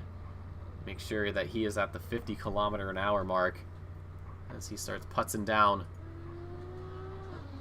the lane. So Renato Dornelis is still about 40 seconds from the end of his lap. So this should definitely be more than enough time for him to overtake as he starts rounding these last technical corners. Portis has stopped. He is currently getting service. It doesn't look like it, but just use your imagination. The pit lane crew, they are there. I remember I remember someone told me in earlier versions that the entire pit lane was animated for everybody, but because the game was so unoptimized, they took it out and then decided to optimize the game. So around the final corner, Dornelis goes. Portis still sitting in his pit box. And across the line, Dornelis goes to start another lap, and well, he is gonna get around Portis, who just now gets off the jacks. So that is unfortunate. It did not look like the undercut worked, or the extended stint worked. As Parody now goes into the pits, he got passed by Clifford before he went into the pit lane. So at this point, everybody has gotten their pit lane done. So the question becomes, where does Parody come out in all of this? Definitely behind Loverink and Dag as they exit the final corner once more. Carpenter will also be doing such a task. Frizza 2, Rasco. Burke has lost quite a bit of time to Rasco, so looks like the pit stop did not really work out as well as Burke would have liked. Michael Landry here, who had an unfortunate start to the afternoon, who found himself in dead last, despite making up making up a handful of positions. Will have to have a 10-second penalty applied. Possibly losing out to Braden Thompson here. And Jake Lewis is definitely not close to benefit. So if Thompson can just maintain this gap under 10 seconds, he'll get a free P12 with, well, really without even trying. And Parody is out of the pits.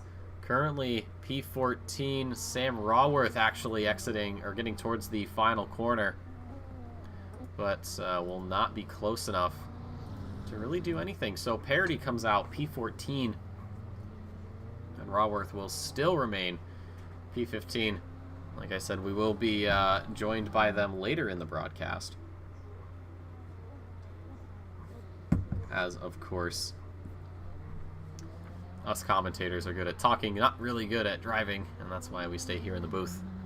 But things have started to settle down, although as I say that, Kenneth Portis here is having to deal with the charging bull of Clifford, who seems to really want that P3, and he's still got a little under 19 minutes to go, so if he can just slowly chip away at the gap here, then it shouldn't be too much of an issue. Maybe he opts to stick back a little bit as he gets closer and then goes for the move into the braking zone at the end of the back straight. Right now the gap, though, is about 7/10. The question is, how much of a gap can you maintain and how long can you maintain it? The last lap for Portis was his pit lap, so it doesn't really count. But Clifford's lap was a 2:08.3, so despite Portis's in-lap, it was a 3:08.1, but if you take that minute off, then, well, it's only about 2/10 quicker than Clifford. But of course, we can't really call anything just yet. But Clifford really just picking those break points, maybe shifting them a little bit. Although Portis seems to be getting the better end of the deal as he just starts pulling away. You can see using the top end of the back wing there to sort of measure distance, and a little gap at the top gets bigger and bigger. So onto the back straight we go. How close is Clifford? He's just barely under that 3/4 second mark for the slipstream, but I don't believe he's going to be close enough for any sort of move. Just going to bide his time. He's got nothing to worry about at the moment, but Time can go a lot faster when you're chasing down another car. Leon Burke, who has been losing time to Rasco since the pit lane or the pit stop, also is looking to be losing out on some positions to Landry, who's just going to peek to the inside and duck back in behind. Just trying to get Burke off his game. So on to the backstretch. And Landry with the slipstream closer to Burke than Clifford was to Portis. Clifford about half a second now. So he's making up time where he can. They have yet to get the lap done. Landry thinking about that move down the inside. Burke holding strong though. Even if Landry gets around Burke, he still has to manage a 10-second gap. So that way the penalty does not bump him down. But he is currently struggling to find a way around as he goes bumping over those sausage curbs. And the gap to Portis from Clifford has actually opened up, so Clifford maybe not having the best turn one here as they go to the S's. Everything out of Clifford, just trying to close this gap up, but not really close enough to do so. So we jump back again to Michael Landry, who seems to have lost a little bit of time here. He was looking at about 4/10, and now he's looking at a little over half a second, almost 3/4 of a second. So he goes for a slightly different line down to turn one, but that is going to compromise his exit, and Burke just going to pull back again. So to pay mind to Portis and Clifford, last lap for Portis was a 2:06.4, and Clifford's was a 2:06.8. So 3/10 is the gap from them, and that's actually expanding now. That is from about half a second to 1.8 as Burke does not get the corner quite right. And that is going to give Landry a chance to move in. He thought about a move down the inside, but had to back out. Did not want to cop a penalty. He's already got 10 seconds. The last thing he needs is another 10. Yeah, looks like Burke just did not. Maybe missed the corner. Maybe went a little too ambitiously over the corner. And gave Landry a chance to catch up. As they go once more onto this back straight. And Braden Thompson there in the background. Waiting to see if maybe he can pick something up, but he knows that a 10-second gap is all he needs to take Landry's place.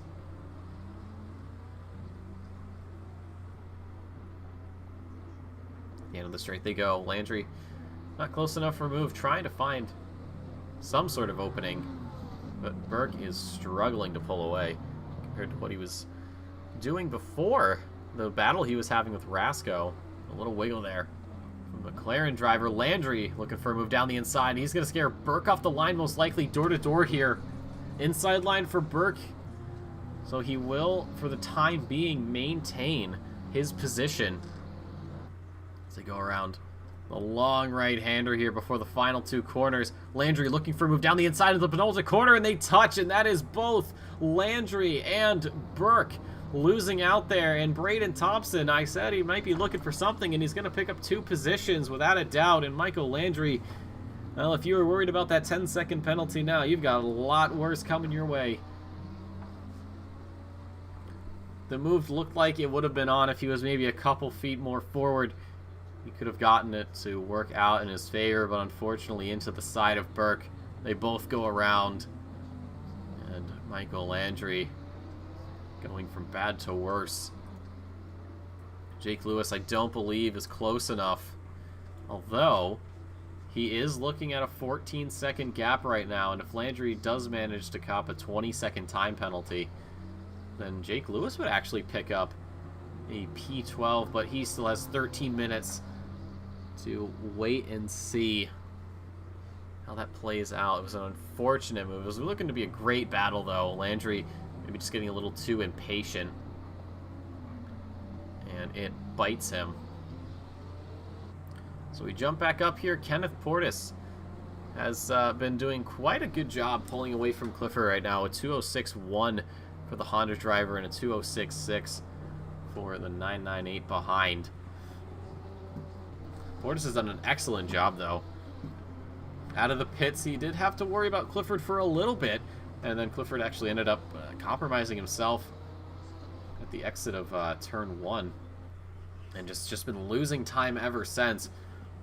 What was maybe a car length and a half has turned into, well, what feels probably like a traffic length on the highway. Just a huge gap between them. You could probably even fit that watchtower. Just how far apart these guys are. But an excellent job for Portis to get the job done. And speaking of excellent jobs, right now Renato Dornelis, who we haven't really given a lot of screen time to, because of, well, the fact that he's just been doing hashtag Dornelis things, has improved on the fastest lap, so it is a 2:05.31. And funnily enough, his last lap was a 2:05.41, so a full 10th behind himself. But what a race Dornelis has had. Saw an absolutely incredible time.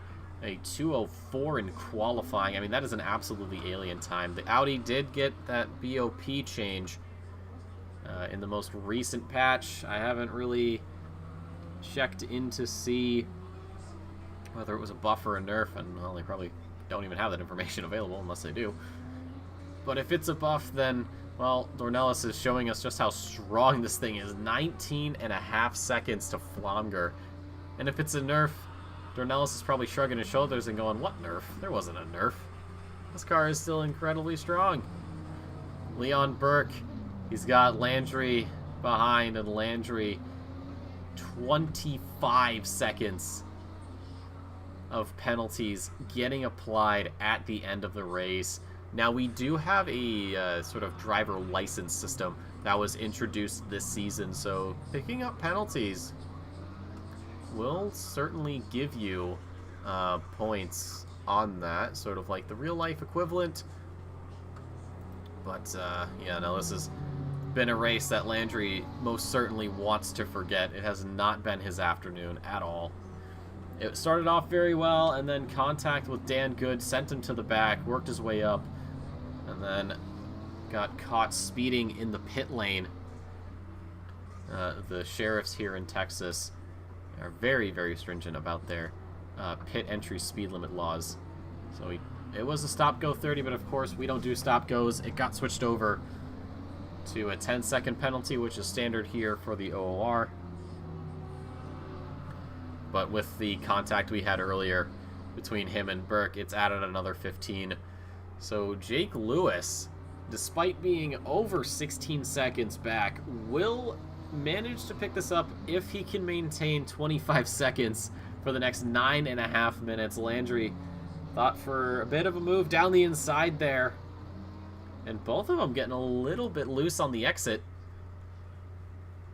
So Landry could have maybe have gotten a little overtake, but well, it doesn't really matter at the end of the day. Chris Frizza here with Rasko. Rasko has been slowly reeling him in lap after lap. A little drift there for Frizza, as he is just throwing that Ferrari around these corners. He's trying to find the time where he can. As we look out the back, you can see just how close that Audi is. Last lap for Rasko, a 2:08.3. Last lap for Frizza, a 2:08.9. Over half a second between the two, and less than half a second now at this point. So Rasko, who for some time was quite a ways back, but just slowly but surely getting these laps in,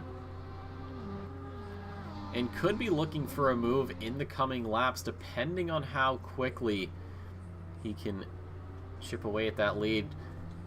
Just ducks to the inside very quickly to try and scare Frizza off, but it wasn't meant to be. At least not right now. We'll slot back behind. Slightly different breakpoints for these two cars. Frizza's struggling right now to keep his horse under control.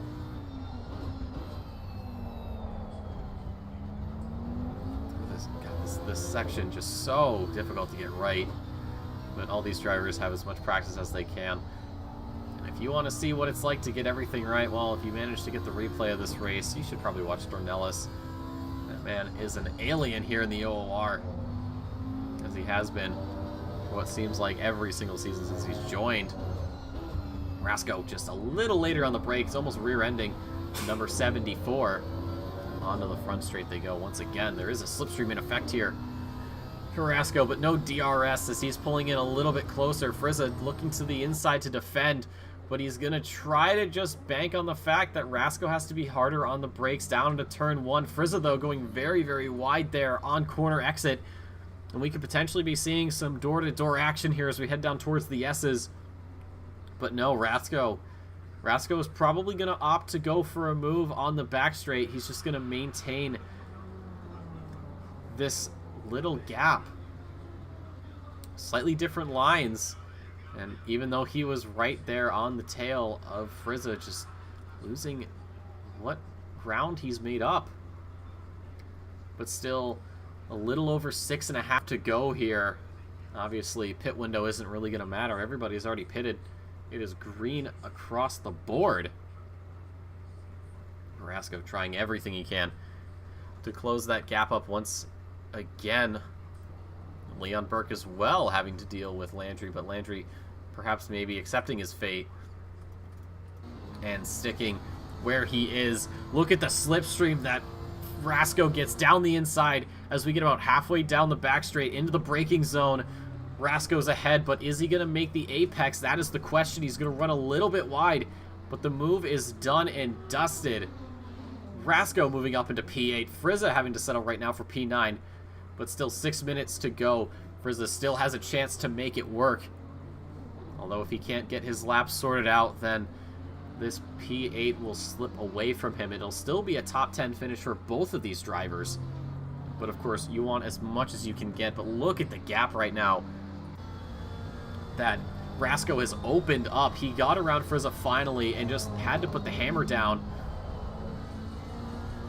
We all know how frustrating it can be to be stuck behind another driver who you're clearly faster than, but just cannot find the time or the place to overtake.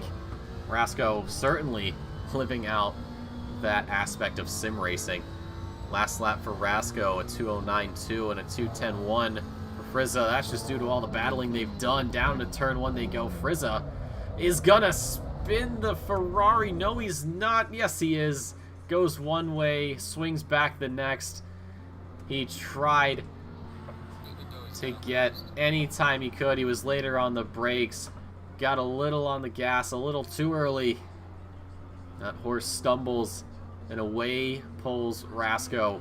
Frieza's chances of a P8 finish up in smoke, as the gap now has opened up to, well, according to sources that be known, you're looking at about 5+ seconds. That's good news for Rasco, who we see just up ahead, going in to the braking zone. Frieza not what he wanted, but still 4 minutes to go, and it looks like things may be settling down, although Flomger right now in trouble, as he's going to mess up this corner. He's going to go very, very wide here as they go into the final corner. This could be a P2 for Portis if he plays his cards right. Onto the front straight they go, with the slipstream under 7/10. So this is the slipstream effect being shown right now. Portis looking to the inside. Gonna just weasel on over into the racing line again. He is gonna be trying everything he can to get around Flomger as they head down towards the S's. Last lap for Flomger was that 2:07.8 because of the little excursion, and a 2:06.4 for Portis, whose best lap is half a second faster than his current, or his last lap. And Flomger's fastest lap was a 2:06.2, so you can see that there is still a little bit of a gap between the two, but it definitely favors Portis a bit more. But Flomger not really too worried right now. That gap is opening right back up to where it was before. But 3 minutes to go. We've got a couple more laps here around COTA for this first split here, before we hop on over to pick up Druids, probably just towards the end of free practice, or maybe even or towards a little bit into qualifying. Gap is 8/10, so the slipstream not coming into effect right now. Flomger can breathe a little easier, but he's still got quite a lot of work to do. So we will have another lap after this before we go to final.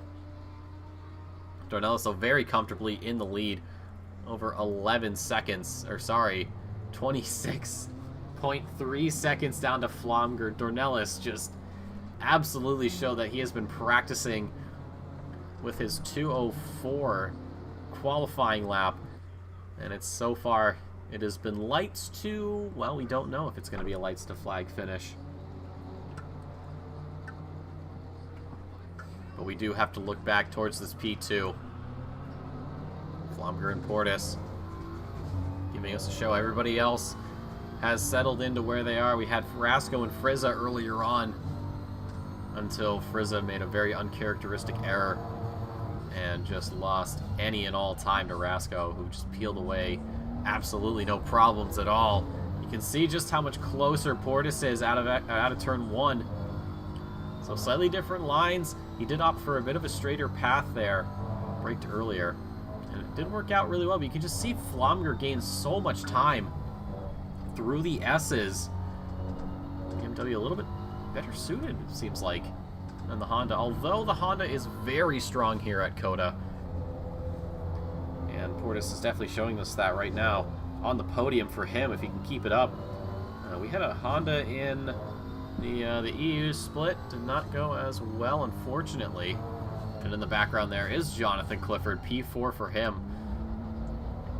So perhaps he looks towards Braden Thompson's example of sitting way back and having the two in front of you collide, as Landry and Burke did earlier on in the race.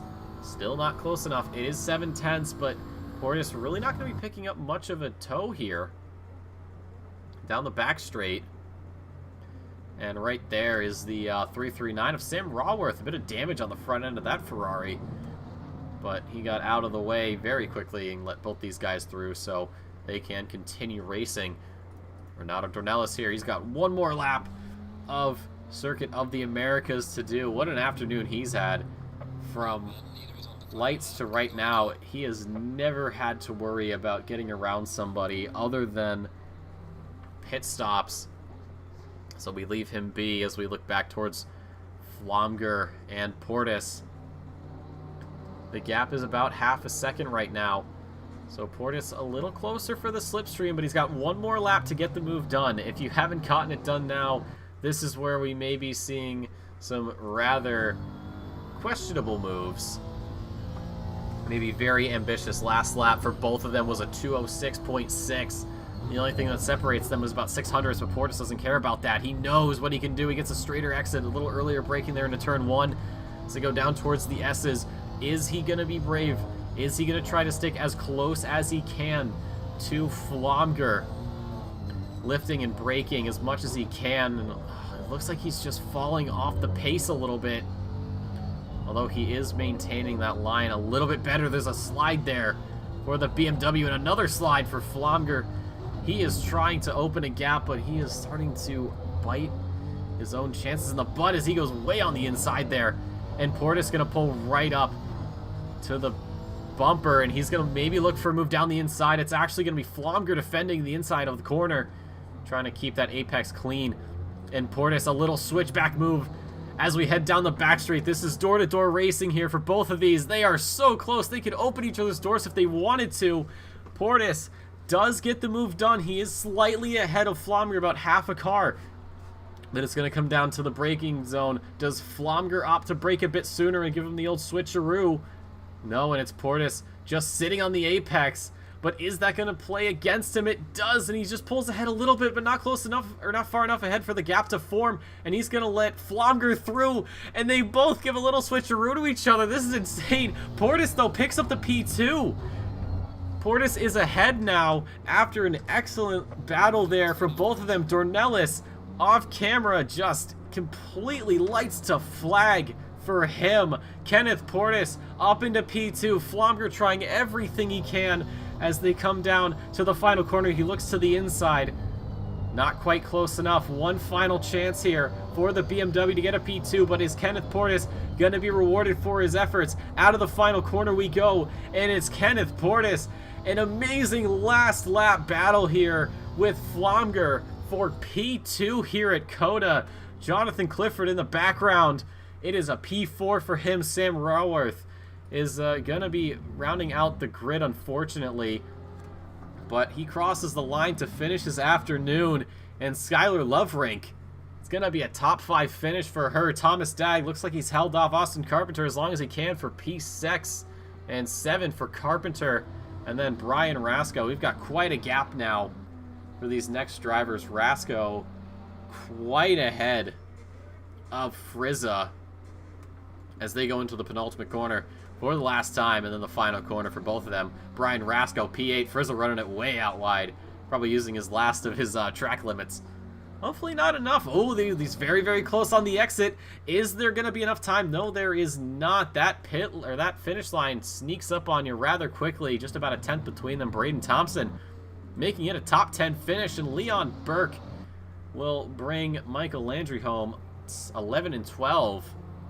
So Jake Lewis will be picking up this P12 from Landry because of the 25-second time penalty that was given earlier on. A 10-second penalty for speeding infringement, and then 15 for contact on Burke. So he is 18.5 seconds back, but it is more than enough to pick up that P12. And of course, Kevin Parody will be rounding us out here at COTA. But what a battle we had with Portis and Flomger right at the end. Both of them giving it their all. And an incredible result for Dornelis, of course, picking up yet another race win here. Did pretty much the same thing last week. And what do you know it, he is rewarded for his efforts. So let's go take a look at the results here for the race. So overall, it's going to be Dornelis, Portis, and Flomger in the Pro-Am. It's going to be Clifford, Loverink, and Frizza. Amateur class, Braden Thompson with the bragging rights. Jake Lewis and Kevin Parody making up that top 3 in the safety car. Of course, all by itself. But ladies and gentlemen, we are going to say adieu. We're going to bid adieu to Corkscrew Split, and we are going to hop on over and give our friends over in Druids a little bit of love.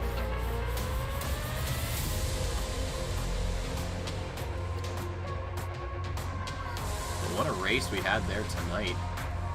So we'll see what Druid Split can do. They also have the blessing of a nice and sunny qualifying session. Oops, that's the wrong button. There we go, it's back. Haha. But right now, Backerton at 2:04.9, so Backerton is the Dornelis of Druid Split, it seems like.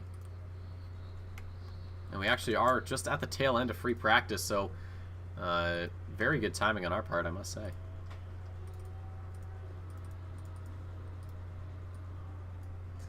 As we reconnect with Broadcast Controller. I'm sure there's a way to not have to constantly open and close it, but hey, I wouldn't know. I haven't bothered to check.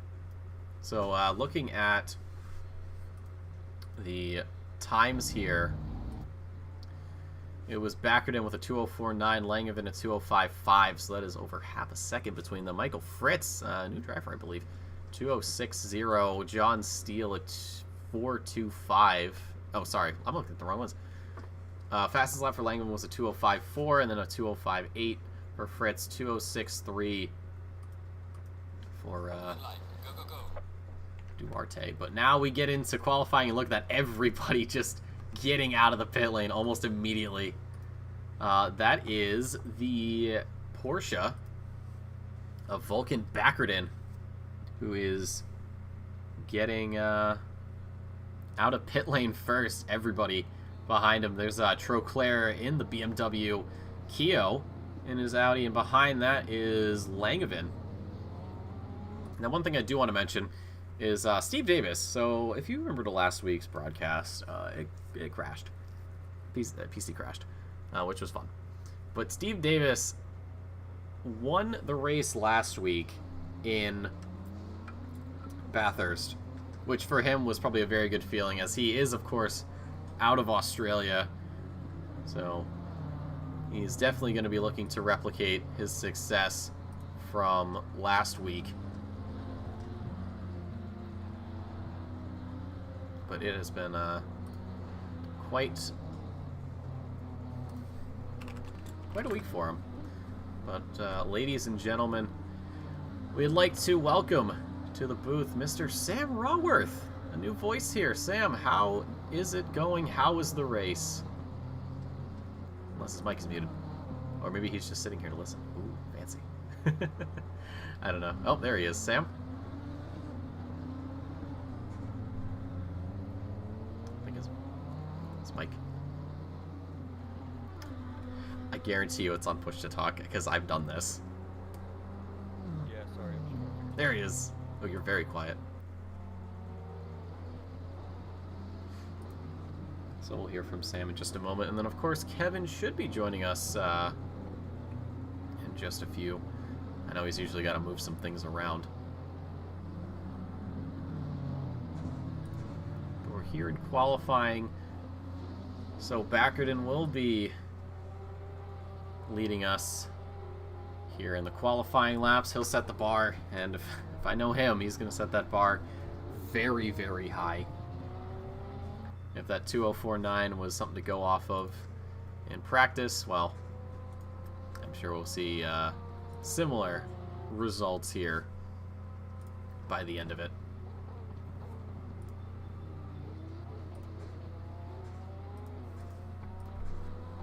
Was that a boring race? No, it was pretty exciting. We had some battles all over the place, and well, it gave us a show, especially towards the end, with Portis getting around into a very nice P2 at the last lap. But a very clean race overall. Not a lot of problems, and well, with a grid size of, I think you guys had, what, 17? Not to be surprising, but now you got 20 cars here for the split, so maybe a little bit more chaos.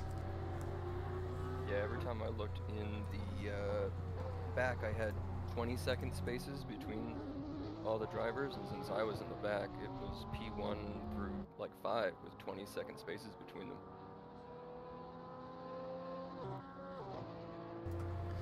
Yeah, no, you seem to sort of just be doing your own thing at the back. You know, it sucks when you're in that position, but you know, unfortunately that's racing. You got out of the way of people, and that's really all that matters. You know, you just take your preview, you take your results, and you say, all right, well, you know, might have not been my week. So you got 2 weeks before Indianapolis. How are you feeling about that track? Well, I've only really tested it with a different car. You know, we were potentially doing Indy for the Enduro, so my team was testing the Porsche. So that's about it. So are you comfortable with that track, or do you feel like those 2 weeks are definitely going to be very productive for you? Well, I'm happy that I switched to the Ferrari because it drives a whole lot more like what I'm used to and closer to the Porsche than the Aston that I was in. So I'll spend some time practicing, but, you know, expect to see me at the back as always. Well, you know, I expect some overtakes as the season progresses. I have faith in you. I have faith in everybody. But we have to just take a second here as we finally get some laps in. So Vulcan Backerton, a 2:04.9 already. He is wasting absolutely no time. Ben Keogh, a 2:06.6 for him. John Steele with that 2:06.7 that immediately gets eclipsed by Michael Lewis, 2:06.6, and Michael Fritz tells me that I need to pay attention to him as he makes it a 2:06.4. So Backerton sort of just in his own element right now, has wasted absolutely zero time getting things sorted out. Troclair in P6 here with that 2:07.1. Steve Davis as well as a 2:07.1. Sanchez that 2:07.7, and then we get to Sean Williams with the 2:08.4. And from there, times start going all over the place a little bit. But yeah, seeing as you have just gotten off the track, how do you feel about COTA overall? Do you like it? Do you not like it? Are you sort of indifferent? I did not like it originally, but when you run, what, 30 laps in a row, it sort of starts to grow on you.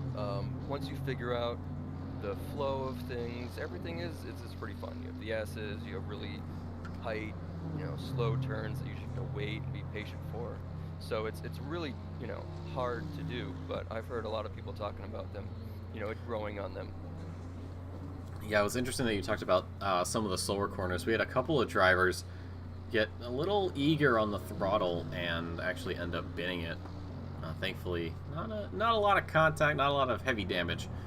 But yeah, definitely was something that these drivers had to sort of deal with, and that's something that I think all of us sort of struggle with from time to time, is forgetting that some corners need to be taken with care.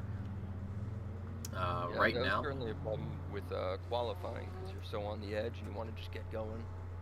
yeah, you do. And speaking of on the edge and wanting to get going, Backerton 2:04.675. That is the fastest lap we have seen all afternoon, all day, every day. From if I'd have been on it, probably faster than anyone in AP could put out. But yeah, this is a track where you definitely need to sort of be patient with everything. Michael Fritz here, P5 right now, is currently a second and then some up on his personal best. So this could put him into the 2:05s as he crosses the line. And it will be a P2 start for the time being with that 2:05.4. The Audi got a BOP change in the last patch. And I'm starting to lean more towards a buff than a nerf. Yeah, it'll be interesting to see with those two Porsches up top too, because I mean, I know they got a buff, right? I don't think the Porsches were touched in this last patch. No, they weren't. Or no, they were, yes. The Porsches... So it was the Aston Martin, the BMW, the Audi, the Bentley, the Lamborghini, the Porsche, and the Mercedes all got BOP tweaks, and the M4 also got new gear ratio homologation. So according to Kevin, we had talked about it earlier in the EU broadcast, the BMW now has gears. I do remember Tim Flamger in my group was talking about at Bathurst he could basically just go in second, like all the way up the hill or something. That was crazy in the BMW. Well, I haven't given the BMW a chance. I think I gave it a couple laps when they dropped it, and I was like, all right, I don't care about this anymore. I'm gonna go back to my McLaren. Thank you very much. Yeah. So did our group even get a 204? The last race? Yes. Renato Dornelis got a 2:04.9, I believe, in qualifying, and then couldn't replicate that during the race, of course. But Backerton has been an absolute menace here, a 2:04.6, and he's obviously not done yet. He's still got 6.5 to play here on the clock, and he is definitely going to be looking to improve. Updates on positionings. Michael Fritz here will split the two Porsches with a 2:05.4, and then John Steele a 2:05.6. Langevin 2:05.6 for him, as he just is about to get another lap going. No, he's out on track for an outlap. And then Ben Keogh is in the top 5 with a 2:06.4, and then it's Luis Captura, Troclair, Davis, and Sanchez. A little bit of a position switching here for the next 5. And then from there, it is McAnulty, Brooke, Levine, Williams, Lutkis, Graham, Stevens, Duarte. A new driver here, actually, in the Aston Martin, Bobby Babaletskos. That is a wicked cool name. And then Nathan Specht and Dave Hasser. Dave Hasser has yet to put in a lap, but then again, he just got here. It'll be interesting to see if the really top-level guys can keep up that race pace, you know, because you have someone like Renato Dornelis, who just is a monster on both quali and you know, long-term. I haven't watched too much of this group, but I'd like to see that some sort of, you know, fight going on at front a little bit longer. Well, Dornelis had the lights to flag finish, just got off the line, and that was pretty much it for the entire race. It'll be interesting to see if Backerton can replicate that. I mean, the gap he currently has down to Langevin is half a second. When you compare that with Dornelis, I mean, he had such a bigger gap than that. So I think Langevin may give Backerton a run for his money, but I wouldn't hold your breath. Yeah, we do seem to have a grouping of manufacturers here. You know, got some Porsches up top, Audis sort of all in the top 6, BMWs all in a row. Yeah, the Germans definitely. It is from first to 10th. It is all the Germans. Every single German manufacturer in this game showing up in full force to show what they're made of. I'm surprised there are no Hondas in this split. The Honda is definitely a car that can exceed expectations and do very, very well and actually excel at this circuit. We saw it with Portis right at the end. But yeah, this has been quite a development. We'll see if maybe one of the British manufacturers or the Italian manufacturers can split somebody out of that top 10, but no, I highly doubt it. The only person close enough is Sanchez, and his personal best is still 8 thousandths behind Tronclair's.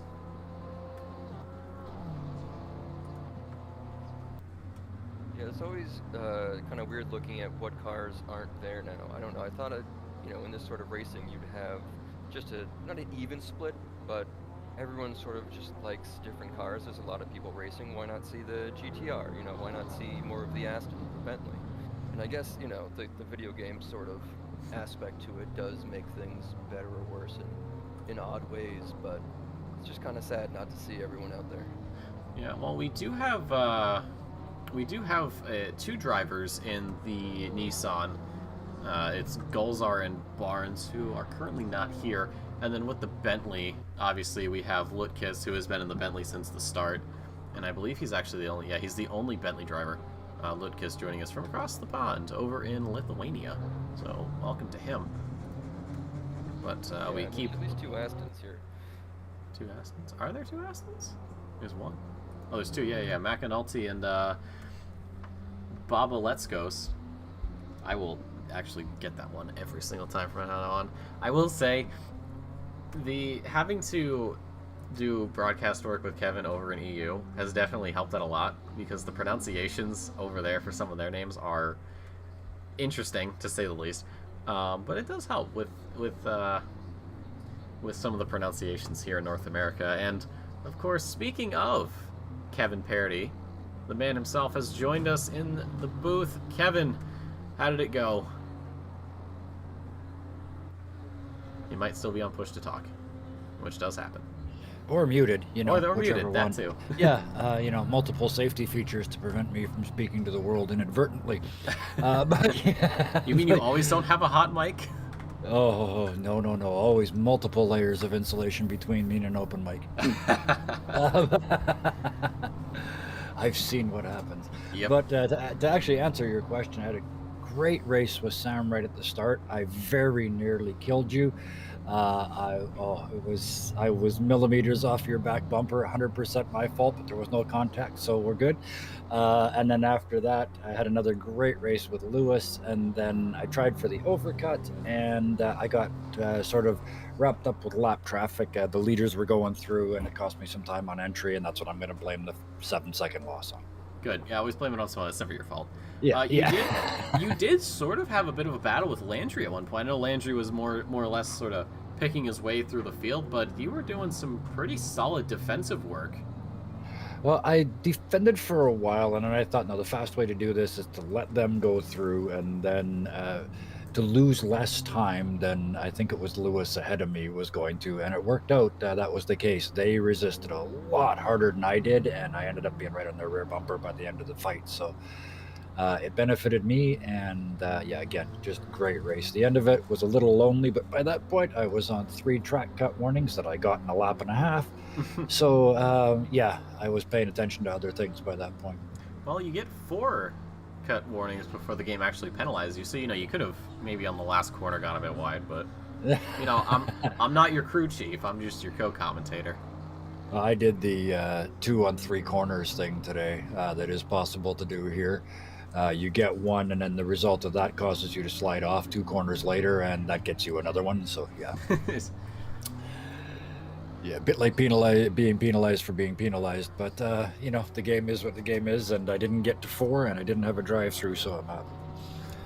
Well, that's always a big plus. You can count to 4. That's a couple numbers more than Valve can count to. So Half-Life 3 win. Right now, though, qualifying over and done with.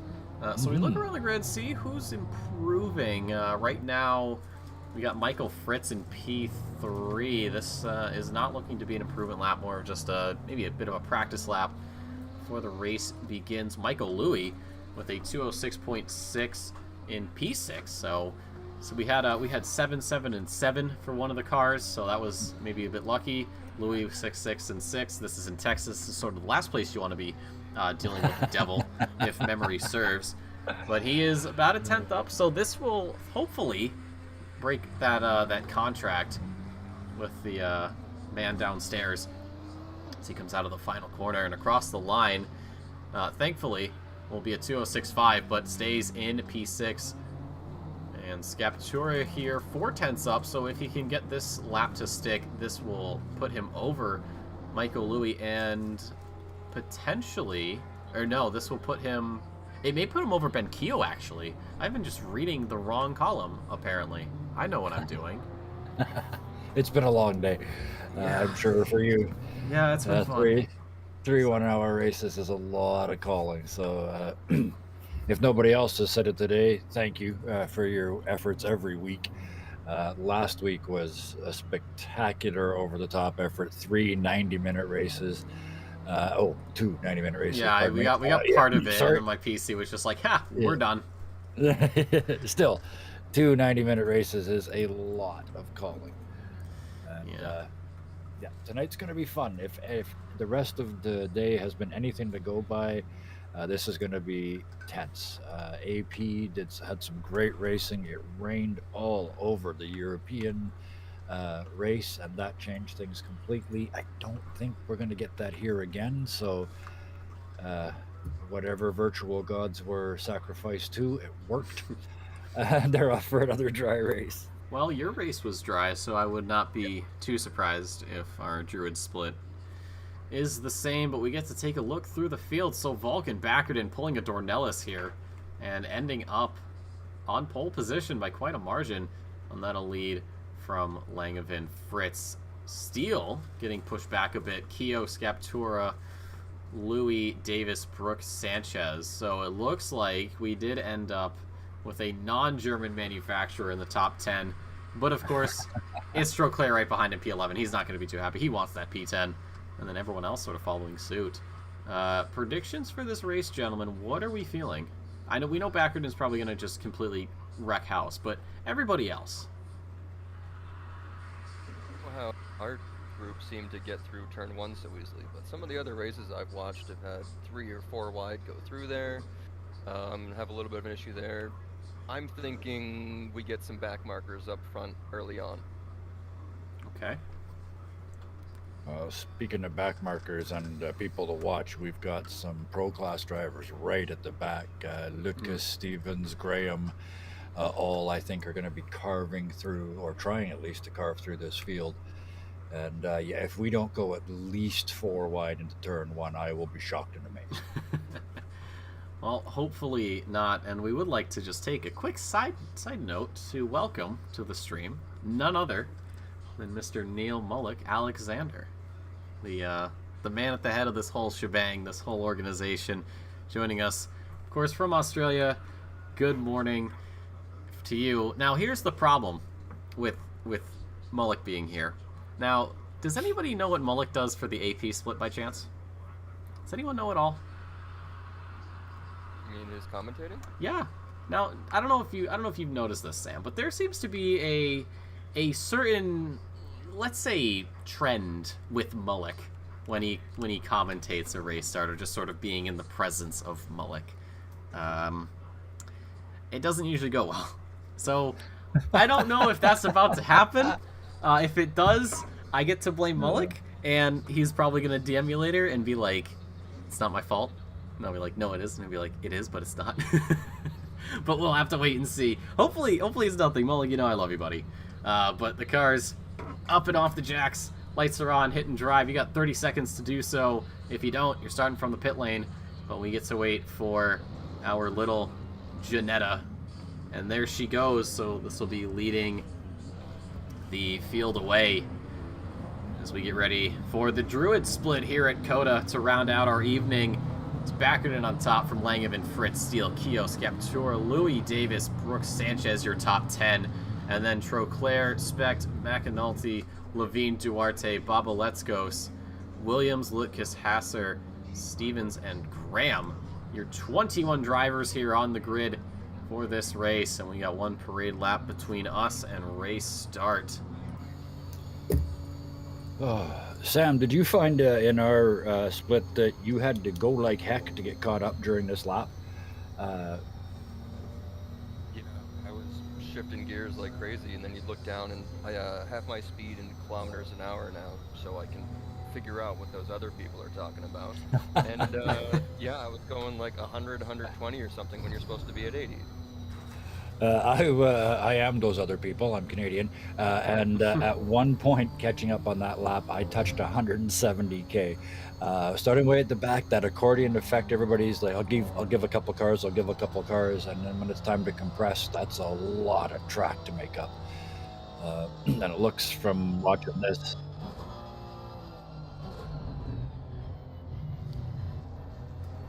You know, we saw some gaps, a lot of big gaps to everybody in the field. Eventually, they all got, you know, squished together again.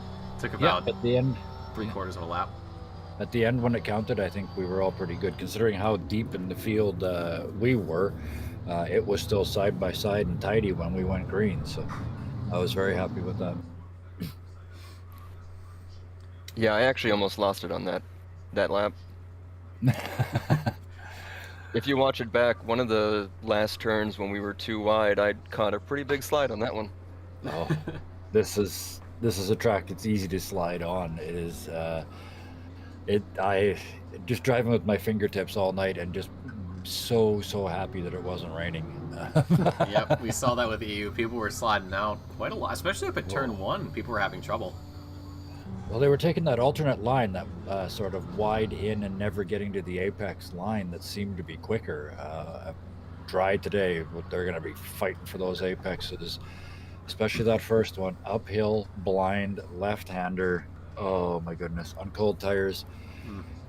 And there's also a little bit of, like, it goes up, but then it immediately flattens out. So yes, the car will most likely be lifting a little bit, so that just causes more issues. And like you said, cold tires, cold brakes. God help all of them. And then just to add to the fun, the perfect spot, at least for me, the perfect spot to apply the brakes is right on the bump at the bottom of the hill. So oh, that's really far. that's quite outside the braking zone. But we're 2x2 here, so Backerton doing his best Dornelis impression with that 2:04 in qualifying, and then Langevin, Fritz, Steele, Keo, Skeptoro, Louis, Davis, Brooke, Sanchez, your top 10. Troclair, Speck, McAnulty, Levine, Duarte, Babaletskos, Williams, Lutkus, Hasser, Stevens, Graham.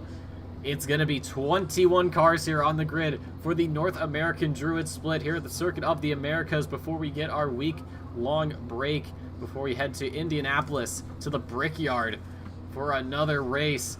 But as they creep closer, it's green, green, green, and it's going to be an amazing start there from Bakken pulling away. Langevin is going to struggle there as Fritz going down the inside into turn 1. A little bump in the back there onto Steele from Keo as they go through the corner. A lot of stop and go here in the background, and spinning out is actually going to be the Bentley of Lutkus. Not the best start for him. And we go 2x2 down the hill towards the S's. Steve Davis right here in the BMW P7 as he has to slot in behind. And these drivers getting racy already. It's Tim Brook as well, way in the back here. And out to the inside, or to the outside, is going to be Langevin, almost losing his Mercedes there, but keeping things under wraps. Backerton, look at the gap he's already pulled. Langevin may have saved that slide, but it cost him 2, maybe 3 positions, I believe. It was quite a ferocious move. We see Steele though down the inside of Fritz. That's going to be for P3 or P4 once everything sort of gets sorted out here with the timing sheet. And you can see this is starting to really get crazy here. You have Langevin just all over the place. We got 3 wide here on the outside as Steele inside goes the way of Langevin, but it's Fritz who's going to benefit the most from this. But everyone else is right behind them. Yeah, everyone else piling through. Steve Davis having to deal with the fellow BMW there of Troclair, and the inside there is going to be the number 21 McLaren of Sanchez, who will gladly pick up that position. And we have another BMW here in the mix. That is just every single BMW. Sorry, that was actually Skeptura up ahead. Mixed him up with Troclair. So Troclair starting to get in on the action here. Lutkus, I believe, I might have actually misspoken earlier. Oh, it was Dave Hasser who was off at the start. So that is entirely on me. Dave Hasser with some damage on that front end. There were certainly nose to tail a couple cars at turn 1. Yeah, very, very scary stuff. We had some cars just completely stopping at the top of the hill right now. It is Steve Davis getting a very clean move done on Sanchez for P6. And up the hill they go. You can see it just flattens out right at the end, too. It's the scariest part for it to happen. And Sanchez almost going into the back there. It's nice to see such close packs, you know, with everyone backing up at turn 1 and then it sort of spreads out. Luckily, when there's all that traffic, you can catch up pretty easily because the next turn they stop, the next turn they stop. So this fight should last for a while. Yeah, we should be seeing fights all over the grid as this race carries on. Probably a lot more battles than we saw with the Corkscrew split, but then again, this is a much larger field, so should not be too surprised right now with Nathan Specht almost losing his McLaren a little bit, and up ahead is Lucas Troclair, Sanchez, Davis, and I think a little beyond that is actually going to be Scaptura. So we go down into the turn. The inside corner belongs to Troclair, but Sanchez is not going to give it up that easily. Door to door here, down the back straight, and you got Lutkiss in the background waiting for something, and almost some contact there from the two. And Lutkiss actually starting to pull in closer. He has that slipstream. Could we see 3 wide down into the corner? This track is so wide, but it looks like not to be. Around the outside is Sanchez. Cannot make the move stick, and almost going into Lutkiss. Well, that just highlights those narrow exits. Turns 1 and 11, they've got these huge wide entries, like I said, easy 3 or 4 cars wide. The exits, however, are, again, we see it sort of here, one line, and they're by the time you get to the apex, you better have your order sorted out, or somebody's off the track. Yeah, that also makes defense a whole lot harder too. You'll see these guys come in and try to stay on the inside line, but the inside line tracks you into those sausage curbs, and then you've lost, you know, 2/10. Suddenly you're losing it down the straight. And then the sausage curbs on the exit will do the same thing. You go that 1 meter wide, bounce a couple times, lose all that momentum, and have to use the draft to stay in, to stay close for the straight. All things will develop as the race carries on. Right now, midfield is sort of the place to be. Got a lot of cars relatively close to each other.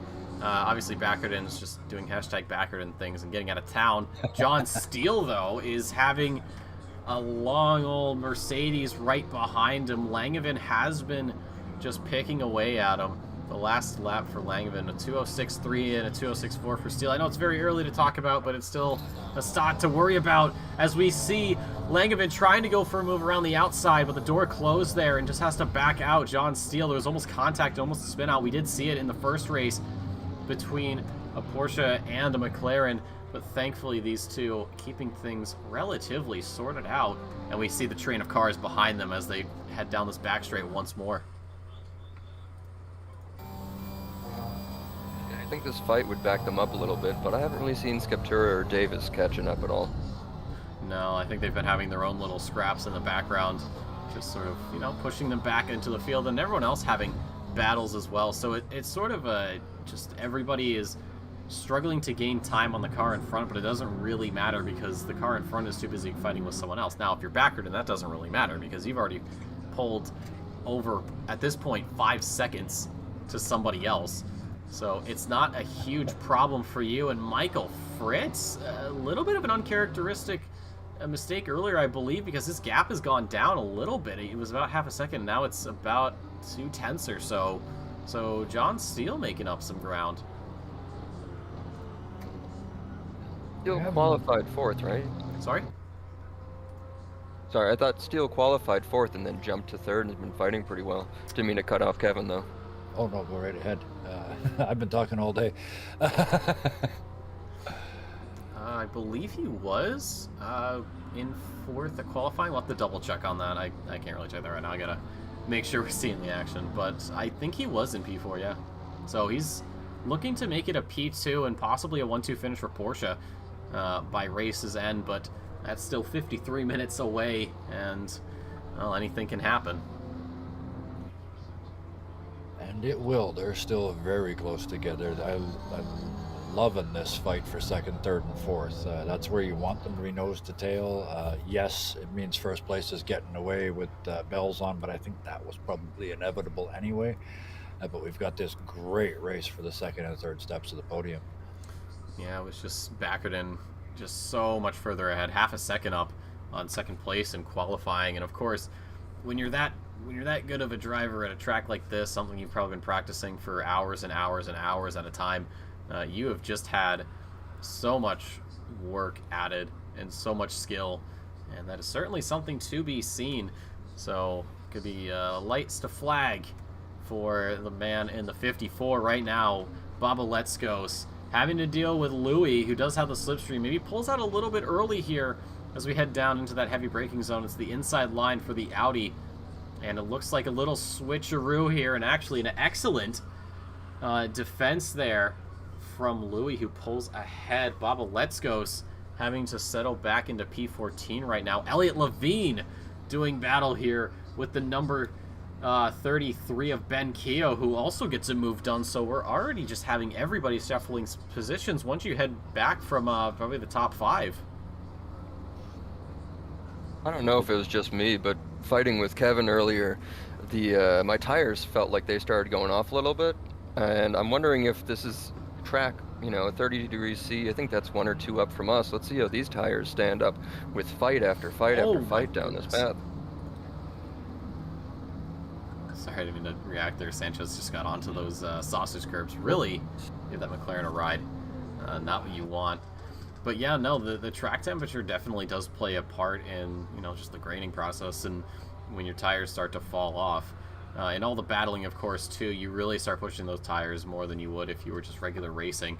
So we may see some pit strategies start to get swapped out a little bit, as we do have a yellow flag. I didn't quite see what that was for. That was the 142 in turn 1. Let's see if we can catch it. Oh, looks like he just... maybe a bit of a mechanical moment, hardware moment, as Elliot Levine had to pull off to the side. So I thought it might have been for contact or something, but it looks like more just driver inflicted. So thankfully, not really too much of an issue. But once this replay's over and done with, we'll hop back into the action. It's still Backerton leading from Steele and Langevin. The battle for P2 still very much hot and spicy. Backerton doesn't really have to worry. He's just playing Hot Lap Simulator at this point. Langevin thought for a move down the inside. Goes back on the offensive, but just slips up on himself. McAnulty picking up a 15-second penalty. 15? That's, I don't remember seeing an incident they were involved in, but that is a lot of penalty. That is. Yeah, I know there were penalties in AP for just, starting off wrong or something, but 15 seconds sounds like he bunted someone. Maybe. I don't know. I don't remember exactly what the penalty is for being out of position at the start. I don't think it's 15. It could be 15, though. I don't remember from the previous shows, but either way, we've still got this fight fairly close at the front. We've got some other ones. Litkus and Troclair are certainly at it. And then further down the field in our AM, right at the top of our AM class, or near the top of our AM class, Williams is chasing down Graham. Yeah, battles all over the place. But right now it's Litkus and Troclair. There's a bit of a touch there as they got to the top of the hill. Litkus, thankfully, nobody really getting involved or getting damaged by that. Litkus slotting back in behind through the S's. That Boltley's big, but you can certainly send it around some of these corners. I think I may have gotten a bit of a buff there in the last update. Troclair with a drift. I said it in the first race. We don't award points for drifting. Around the outside is Litkus down the inside. Here at the exit of the S's. What an amazing move there. That's what you don't want to see in front of you now. No, definitely not. Definitely not. You just sort of throw out a grappling hook to grab that rear bumper and just let them drag you along. Yeah, that was a really well driven on both parts. That could have ended in tears any number of times. Did look like it slowed them up a bit, and both the McLarens behind might have gained a little bit of time on them. Well, I think Litkus may have Quint in the driver's seat, because that boat is sailing right now. But yeah, we look around. So this midfield, it looks like a couple of battles are forming. You know, you got Spec trying to hunt down Sanchez, or you're having Keo who's hunting down Spec, who's hunting down Sanchez, who's hunting down Troclair, and then behind him is actually Louis and McAnulty. Now, McAnulty, with that 15-second penalty, it will get added on during his pit stop, and like I always say, it is better to get, you know, your penalty now rather than later. So, you know, it's going to be a bit of a burn, but rather get it now than having to sit on it after the race. Graham right now has Williams in behind the battle for P17. Yeah, they are all over each other all the way down the field still. Everybody's still close enough to fight with somebody, with very few exceptions, including our leader, who is gone. Vackerton is currently 11 seconds up from Steele. His quali pace, half a second, of course, but this is just what we saw in the last race with Dornelis. Take the lights, get out of there, get the laps sorted out, and you should be done and dusted with very, very little effort. We ride on board here with Sanchez through the S's. Looks like Troclair's having a little bit of an issue here, going over the inside a little too much and losing time, and up ahead, Lutkis gonna benefit from this. Sanchez pushing that McLaren as much as he can, just finding any sort of time gain, but not really much. So perhaps the McLaren driver's struggling a little bit as this race carries on.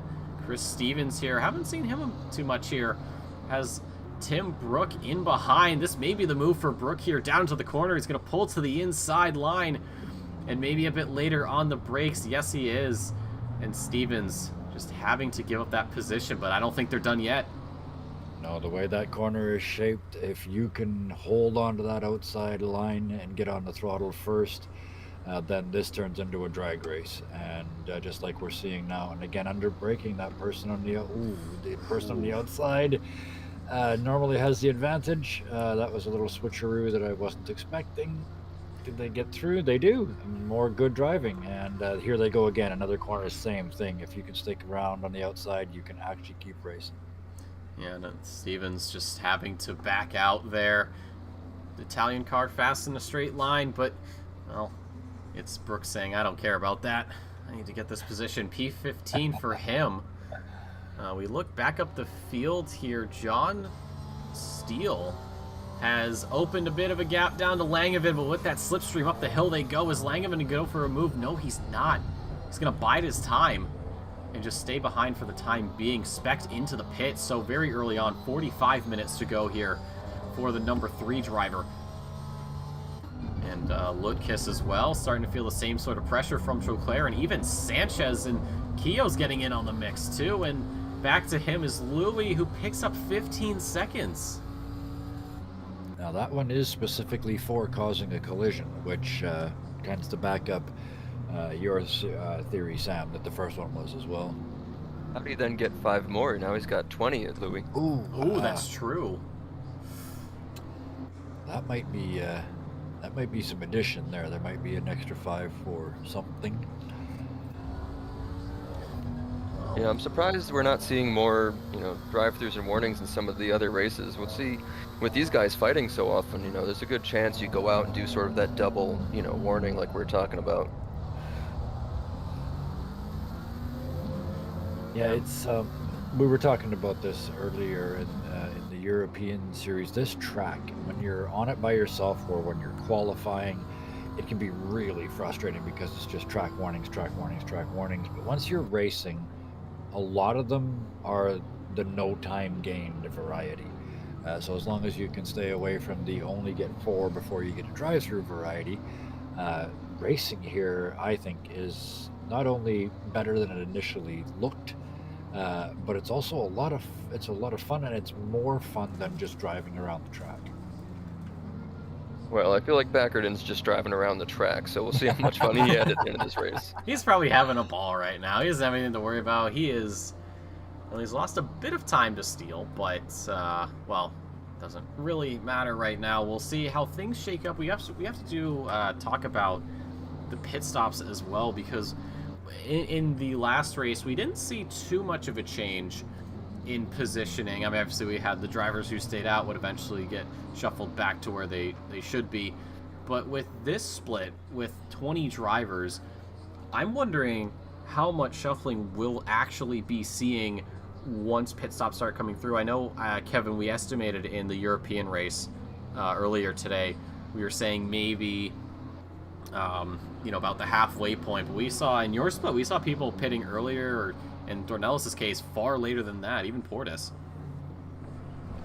I mean, I got the person who was ahead of me. We were coming on the lap, and it was one of those: if they do, I don't, and if they don't, I do. And they did pit, and it ended up. I mean, it was already past halfway, but it still worked as an undercut because I got caught in amongst the leaders getting lapped before they stopped. So, it could have worked either way, which is perfect. And I think part of that is track design, and part of that was just the luck of the draw today. But it absolutely was a place where the overcut or the undercut both could have worked. Yeah, that Bentley is just leading a stream. Everyone's going to be able to get another second on the straight here. Yeah, we've got Keo pulling to the inside of Sanchez here down into the braking zone. That's going to bring him closer to these two, and it is going to give him property of the apex. And not backing out yet is Sanchez, and as I say that, he just has to sit behind the number 33. Lutkis trying to do what he can to pull away, but he's struggling right now. Same with Troclair. Everybody's starting to struggle, so this battle for P7 really heating up here. We've got 6 cars in the mix, and even the Aston Martin there of, I believe that is McAnulty. Yes, it is. Could potentially get something, but with that 15 seconds, probably not going to be too good for him, but Louis with 20 as well. So it's more of a, I'd say a 4-core battle. Oh, it's a drive-through for Troclair for track limits. Troclair, oh dear. Well, it was bound to happen. It happened in the last race. This is the one track. We've talked about it, compared to the others. You look at, Indianapolis, track limits are, track limits, whatever. Watkins Glen, very lax about track limits, more suggestions. COTA is very, very strict about where the racing surface is. And, well, even with all this practice, drivers still probably finding out they can still go wide. Yeah, if I'm Keo or Sanchez right now, I'm thinking about diving into the pits. No reason to stay with this pack of all these people with all these, drive-throughs and time off. Plus, gets you out of the traffic. Maybe get back in some free air. Yeah, and then you have to think about, when everyone else pits, you're sort of doing. It may not be part of your plan, but you're basically doing a massive undercut on the rest of the field. So, we'll wait and see. There's still 39 minutes to go. Pit window's going to be open for another 34. They still have plenty of time to work this out. Yeah, I didn't notice tremendous drop-off on the tires. There was some, but again, as you said earlier, I'm attributing that more to following somebody than to actual tire wear. So 39 minutes, that's not out of the question. I agree with you. If I had to do it again if I were in these positions here, suspecting you're faster than the person in front of you, get that pit out of the way, make it clean, and come out and start turning laps and wait till they stop and see how it worked out. Yeah, I agree. I certainly felt the tires sort of, beating and giving off and around those turns when you and I were fighting, but as soon as you disappeared, suddenly the temps went down, the pressures went down, and my tires were fine all the way to the pits. So, if you get some free air as you come out of the pits, you can really conserve your tires through the end of the race. Well, for right now, we wait and see how things pan out. Troclair let Keo through, and Troclair actually going into the pits now to serve that drive-through. So, Sam, you talked about going in early and, if you're in this group and saying, well, this guy's got this penalty and this guy's got that penalty, why am I here? Do you think that this drive-through may also benefit Troclair in a way? I know it's a penalty and it's drive-through and it sucks, but to get him sort of out of the battles and say, well, I've got my penalty served, I've got to get a pit, do you believe this could play into his hand, or do you think this will be more detrimental? I think there's a good chance, specifically in this game, we're our own engineers. We got to come in and stop on the right space and not speed in the pit lane. So if he plays his cards right, gets the drive-through done, gets out and has free air, who knows what the guys in front of him might do, and he can just run clean and, you know, maybe catch him near the end. Well, we'll see. We'll see what he can do, especially with that penalty. How far back he comes out. P16 and Chris Stevens, the second driver to pick up a drive-through penalty for track limits. I don't know if that'll be the last one, but I'm certainly hoping. My I goodness. might have cursed them. 37 and a half minutes to go, and there are 2 of them already. They might be trying just a little too hard for this early in the race. Possibly, We're only 1/3 of the way into this, and I get it. 'Cause it's so much fun to race on this track.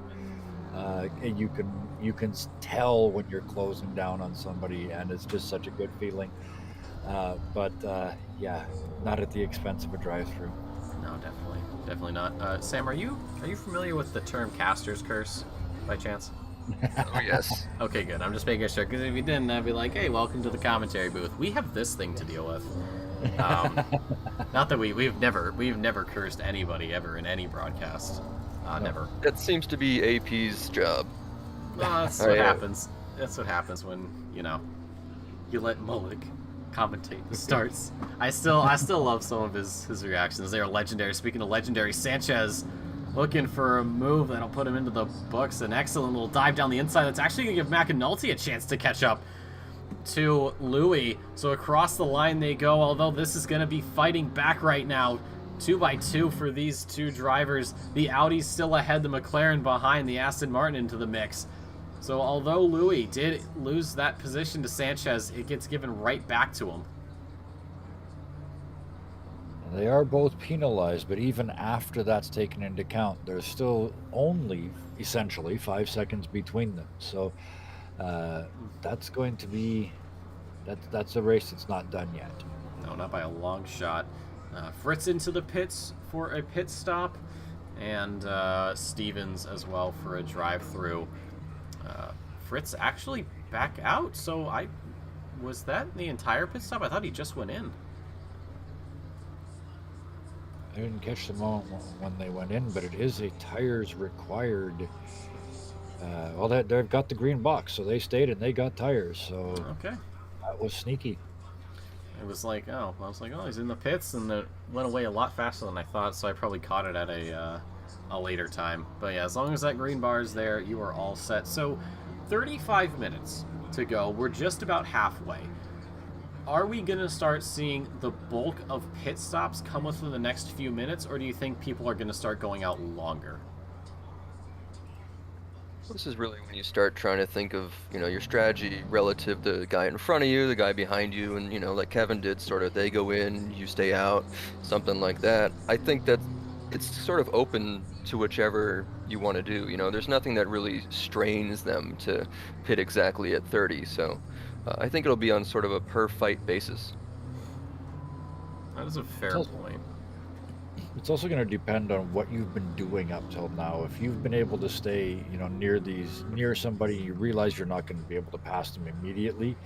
134 is in, but making that call and just cruising with them and saving those tires so that when they do pull in, then you go for a couple of laps on what you hope is still fairly fresh tires and try and do that overcut. But yeah, everything is still on the table at 34 minutes. It is Keogh, Louis, and McAnulty in the pits. So the last 2 drivers I listed do have those time penalties to serve, so those will get added on after tires are put on. So they'll just be sitting there thinking about what they've done. We hop back out on track. It's Baba Let's Go's feeling the heat from Tim Brook behind in the BMW. This is currently the battle for P8, but through pits it's going to change a little bit. Baba's not getting the best line there through the S's. It's going to give Brook a chance to catch up, and still losing ground here, as you can just see the underside of that front bumper coming into view under the wing. It looks like Babas Letkos in that latter half of the S's has started to gain back all that time. Well, that was looking like a very hungry BMW there for a second. You can kind of tell when people are getting ready to make the move, whether it's there or not. And I guess halfway, it's almost that time, I guess. So what's your excuse, Kevin? I have touched no one since the second race. First race. I'll have you know. I'm just giving you a hard time. I got my 3 penalty points and learned my damn lesson.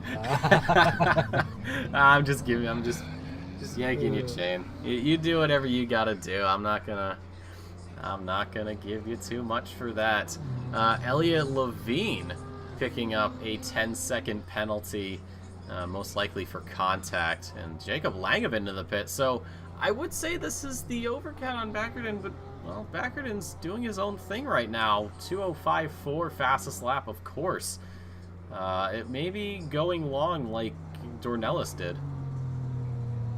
But let's go some Brook traded decals. They were that close, and now Brook around the outside and gone in the BMW.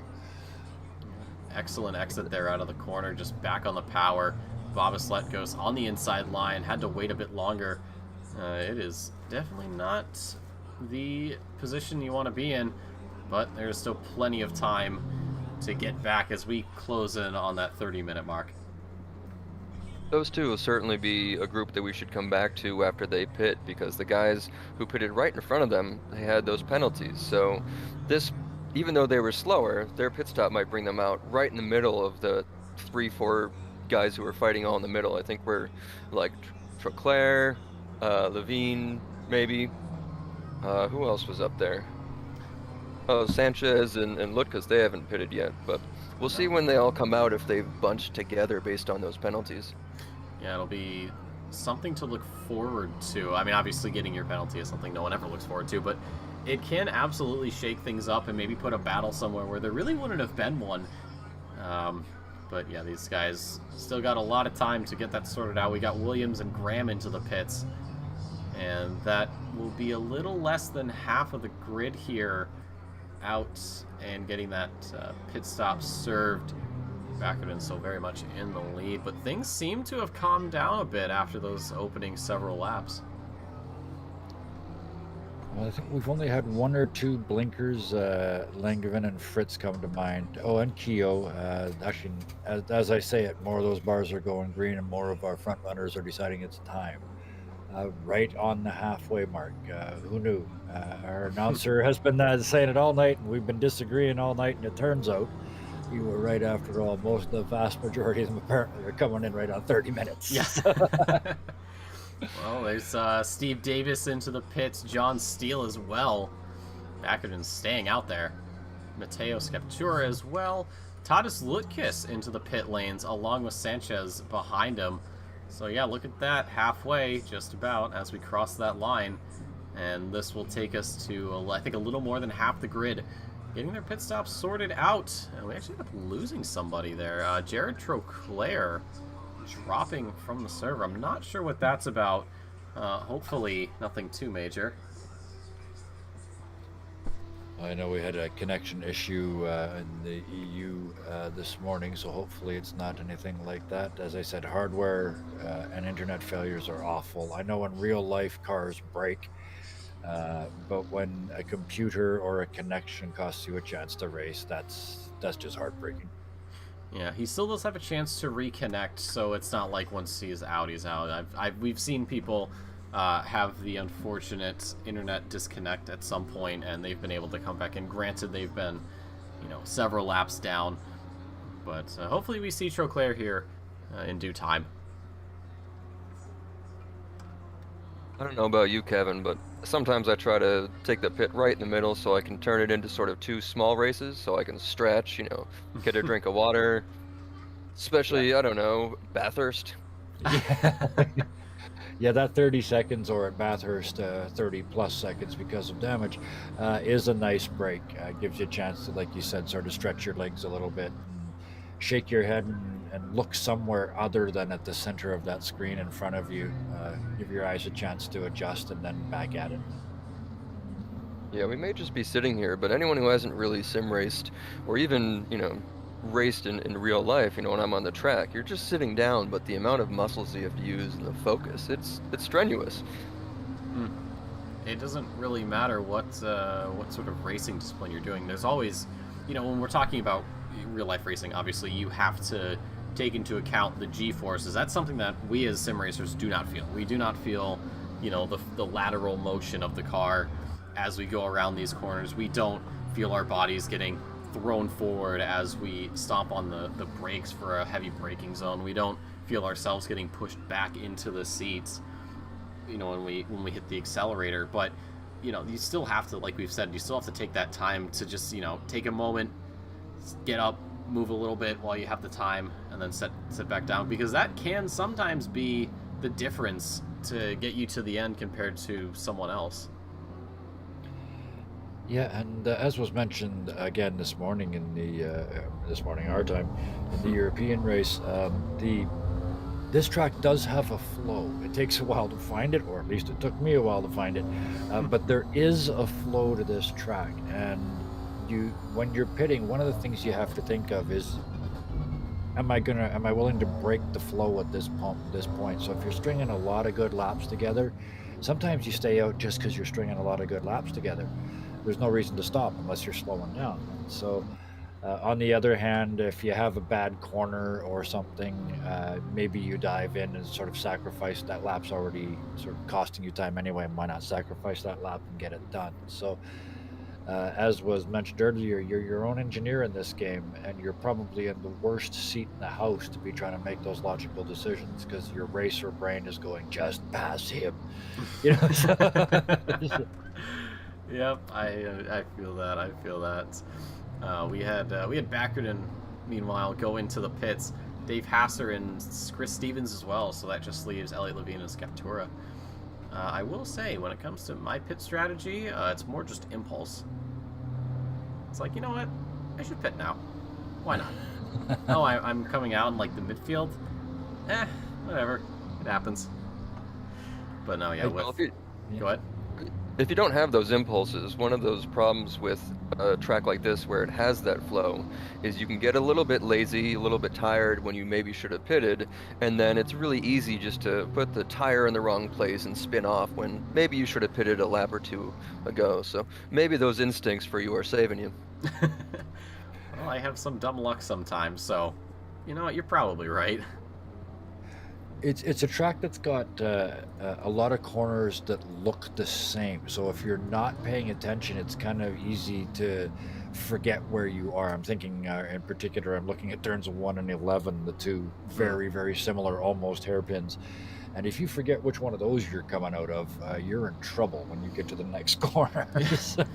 Well, hopefully Tadas Lucas doesn't have to suffer with that. I mean, he's racing for short-term memory or loss racing, so I feel like that's sort of the last thing you want in this race is, and even with, with these corners that look similar, after a while, you sort of, you get into that flow, but you get into autopilot is something that does happen a lot.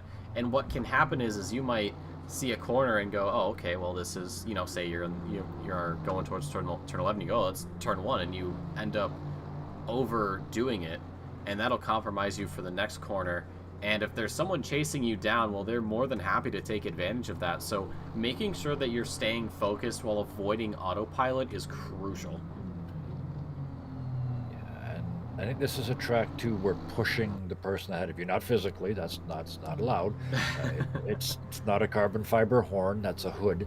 But yeah, pushing the person ahead of you until they make a mistake is a legitimate way to pass here, because it is so easy to make those mistakes, and when you do make them, you have to correct because you don't want that off track. Yeah, we saw that mistake being taken advantage of just right here, right now, as McAnulty. So maybe force Bob Let's into a mistake, and we'll gladly take that P12 away from the debutant here in the North American Druids split. You really need to wrestle your racer brain, as you said, because sometimes if let's say Bob Let's is about to go off, he may want to give it some gas. He wants to make sure he keeps the defense, and that's worse. Sometimes you just have to save yourself and get back into the race. But as you get closer to the end, it gets a lot harder to accept those little mistakes. Yeah. Let them go, get behind them, become the pressure that got to you, and hope to pay back that favor.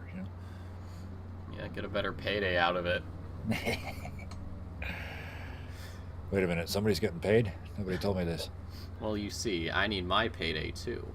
Oh, okay. Oh, goodness. No, don't pay me.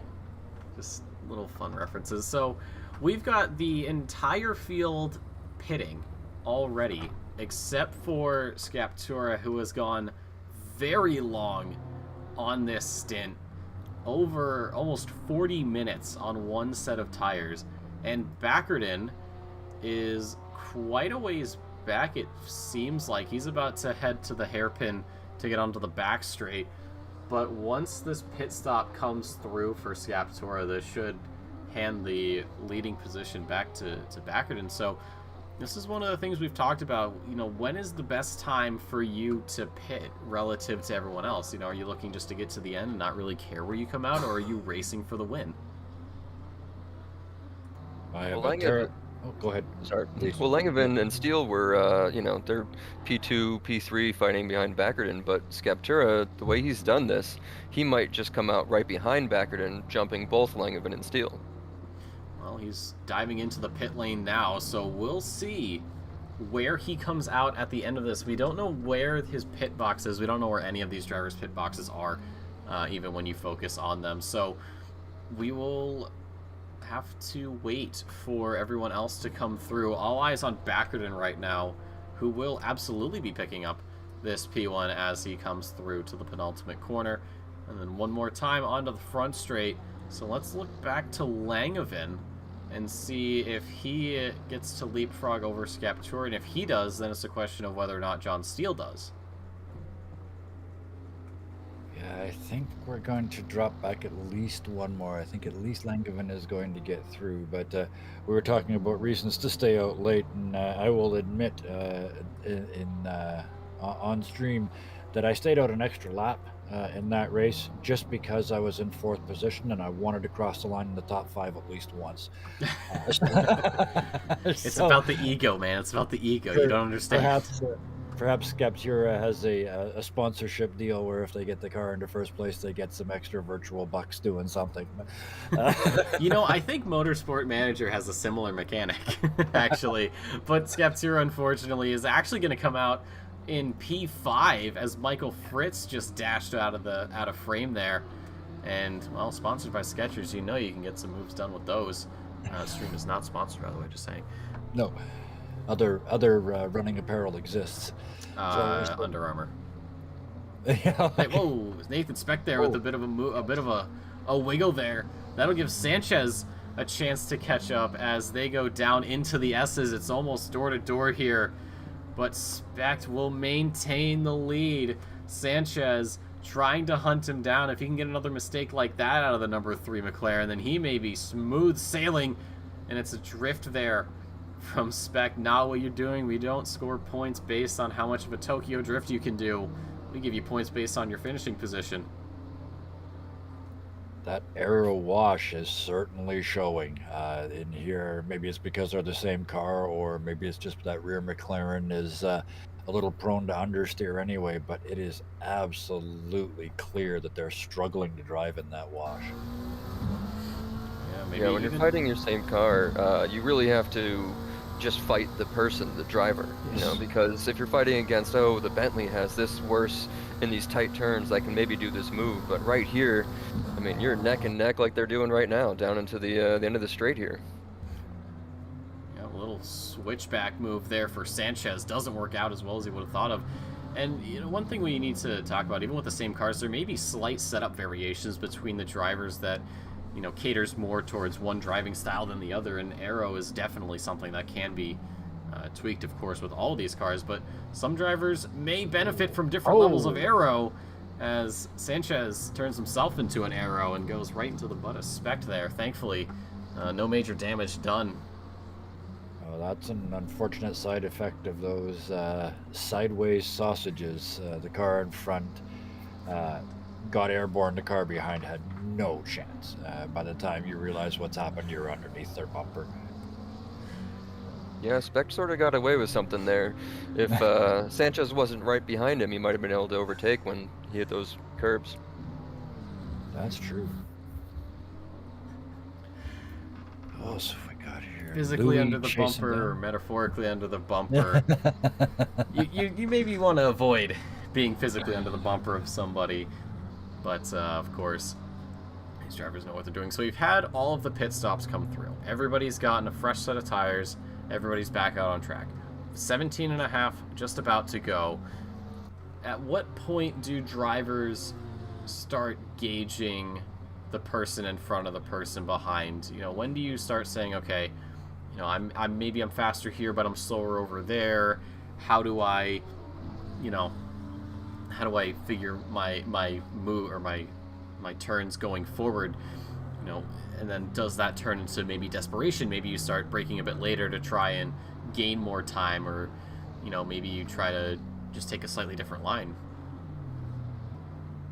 It looks like these fights are mostly one-on-one, so as long as there's nobody else around you, I would be comfortable just sitting behind, even if you're a little bit faster. You know, 17 minutes is still long enough to wait for them to make a mistake. You don't really need to lunge right now.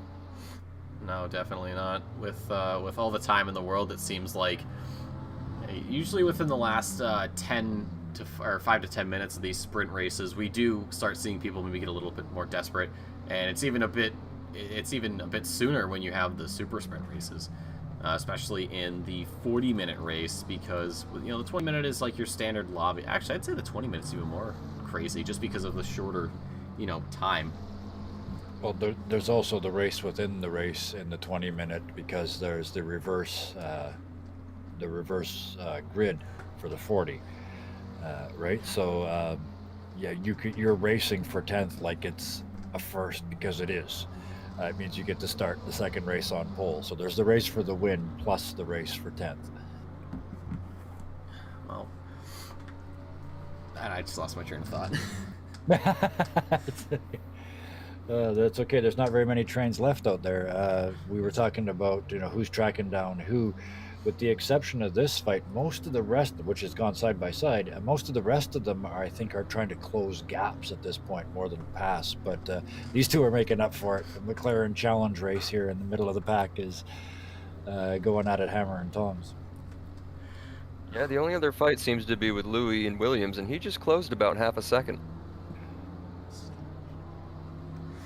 Yeah, well, Specht is barely hanging on to this 9th position. I mean, he's got the pace to absolutely pull away from Sanchez, but it's just these little errors here and there that give Sanchez a chance to catch back up. The last lap for Specht was a 2:08.8 and then a 2:08.7 for Sanchez. So these two guys very much competitive with each other. But again, it's, you know, we've talked about the yo-yo effect. It seems like every week here in the OR, just across splits. You know, you gain time here, you lose time there, but then you lose time in that earlier spot that you're gaining time, but then you gain time somewhere else, and, you know, you start maybe even sometimes like second guessing yourself as Sanchez goes for a move around the outside. He's going to have that inside line. Specht knows he's in that rear quarter panel, and there's the touch there, but Sanchez slips on through. I don't know if the stewards are going to chalk that up to a dirty move, but it may just be more of a racing incident. But Sanchez was done waiting, made the move stick, and finally picks up that P9. For my money, that move was done before the contact happened, and the contact was, I would say, incidental, and it doesn't seem to have affected the position or either car too much. So I think that pass was pretty inevitable. Yeah, it was. Yeah, if anything, Specht got away with it, you know. Yeah. It could have been much worse losing all that time. Maybe you can still track him down on this, but if you fight when it's already over like that, sometimes it can end in tears. Just get in behind them, and as I said, become, you know, they got you to make a mistake. You can do it back to them. It's I've always found that it's easier to chase than it is to be chased. Yeah, you just sort of, even sometimes with some drivers, you know you're about even, maybe you have a slight advantage, but you can never really translate that into a move. So sitting behind you sort of just say, you know what, they're going to probably make a mistake, and that can sometimes, you know, even in the way you drive, can have a psychological effect, and that'll actually force someone to make a mistake. More often than not for me, I'm just there, and it's like, oh, they made a mistake. Okay, I have to do that. But that Yeah. rear view mirror comes into it, and as soon as that It happens, does. you haven't got your attention where you should have it, which is out front. And yeah, it's you have to look, you have to know, because you have to know when they're making their move. But luckily in this game, there's crew chief and other features that you can use, plus the sort of heli Corsa effect, where you can see who's inside you, and who's outside, and who's where on the corner. So there's lots of information to keep the accidents from happening. Well, some drivers don't have those programs available, or not available. They don't have them installed. Crew Chief, like you said, I don't really use Crew Chief all that much, but it certainly can give you a lot of useful information. Even some of the other programs that are available to sim racers can give so much more information. And gentlemen, we've got Michael Fritz into the pits. P4 no less. I know, he's had a great race. I'm wondering if... Oh, this might be for fuel. This could potentially be for fuel. Let's see how long he sits in the pit box for. Because if it's a short amount of time, then it absolutely is fuel. Possibly a slight miscalculation of all things. 12 minutes short. That's Yeah, five. that's a gas. That is a gas tank pit stop. My goodness. Didn't So- set up their pit stop strategy. No, Oh, so dear. Fritz is going to go way down the grid here. Tim Brook will move up. McAnulty as well, it seems. And Baba Let's Goes and Stevens. Oh no, Stevens a back marker. So Michael Fritz is going to come out in P12. I think he, to be his own engineer, he might have wanted to come in a little bit earlier. If you look at his last lap time, he's 5 seconds down on what his best is. He was clearly trying to conserve gas, but maybe he tried to conserve too much, wasted too much time, and that's why he lost all these places when he went in. It's heartbreaking to see, especially because he's doing so well running up there in P4. So that'll give John Steele a chance to breathe a little bit, as he's been having to deal with that Audi for quite a few laps. Captura, of course, getting promoted up, but he's got a lot of work to do to get his BMW into a spot for an overtake. Speaking of BMWs and overtakes, we have Steve Davis right now dealing with Ben Keogh. This is the battle for P6. 10.5 to go here. Last lap for Keogh was a 2:07.2. And Davis's was a 2:07.8, so 0.6. This is not good if you're Davis. He's also punching above his weight there. He looks like he's Pro-Am, right? Yeah, I mean, Davis has, you look back to last week, obviously didn't catch it, but Davis ended up winning in Bathurst. So when you look at the company he's rolling with right now, he's doing an absolutely fantastic job. Same with Scaptura up in P4. So these two may be seeing a promotion, possibly. Wink, wink, nudge, nudge. We don't have any way of checking. But usually with promotions, we see them during bye weeks. So we do have one coming up. So we'll check and see if Scaptura and Davis maybe get promoted, or whether or not this is more of a one-off thing for them. Either way, one thing we've certainly noticed this year is Ben Keogh is a great chaser. We were talking about chasing or being chased. He is just so consistent and so good at running people down and getting them to make those mistakes and taking advantage of the moves. It's a pleasure to watch. Apparently that Audi is a handful to drive, but it's sure fun to watch. It is. He's very good at his craft, and it is something that I think we all sort of aspire to do in our sim racing endeavors. Steve Davis, though, holding strong, though, not really letting that Audi scare him off of the line. 8:42 to go.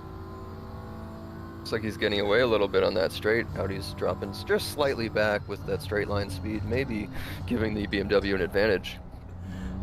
Quite possibly. Steve Davis has not really been having too much trouble. The last lap was only a 10th between them. So, maybe Davis is throwing the psychological attacks back at Keogh, saying, you may sit there and you may try to scare me off of my line and make me, force an error, but I'm not like that. Well, car-wise, this is a really good match too. The Audi and the BMW are very much good in different places on this course, and you can see it where the gap is opening and closing. I'm sure that both of them are just thinking, if I get out of this one corner better, or if I get into this section better, I've got a shot. But right now, they're both just hitting apexes and exits and doing their job, and 7/10 is the result. Yeah, last lap, it's, yeah, both of them 207.7, slightly to Davis with 600. So this is going to be a battle that I would assume goes down to the wire. Yeah, it's one of those fights where, you know, Kevin, you're talking about having to, you know, sort of confuse or distract someone from behind, but if you can just stick to your lines and just be perfect, sometimes that guy behind you, while trying to distract, you know, you can end up messing up, and you see them disappear off into the background there. It's a nice feeling when you're being chased and just to let your mirrors clear. Yeah, sometimes the defensive line is not the right answer. Sometimes just staying on that fast line and doing your thing, and if leave it to them. If you can get past me, go ahead. I'm not going to try and stop you, but I'm not going to make it easy either.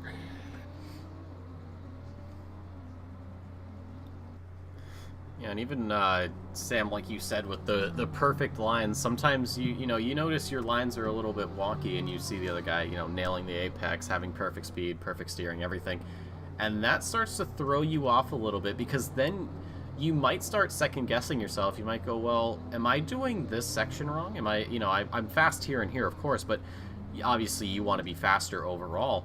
So then that might force the leading driver into maybe having a late race experimentation with a different line, and that can even throw them off.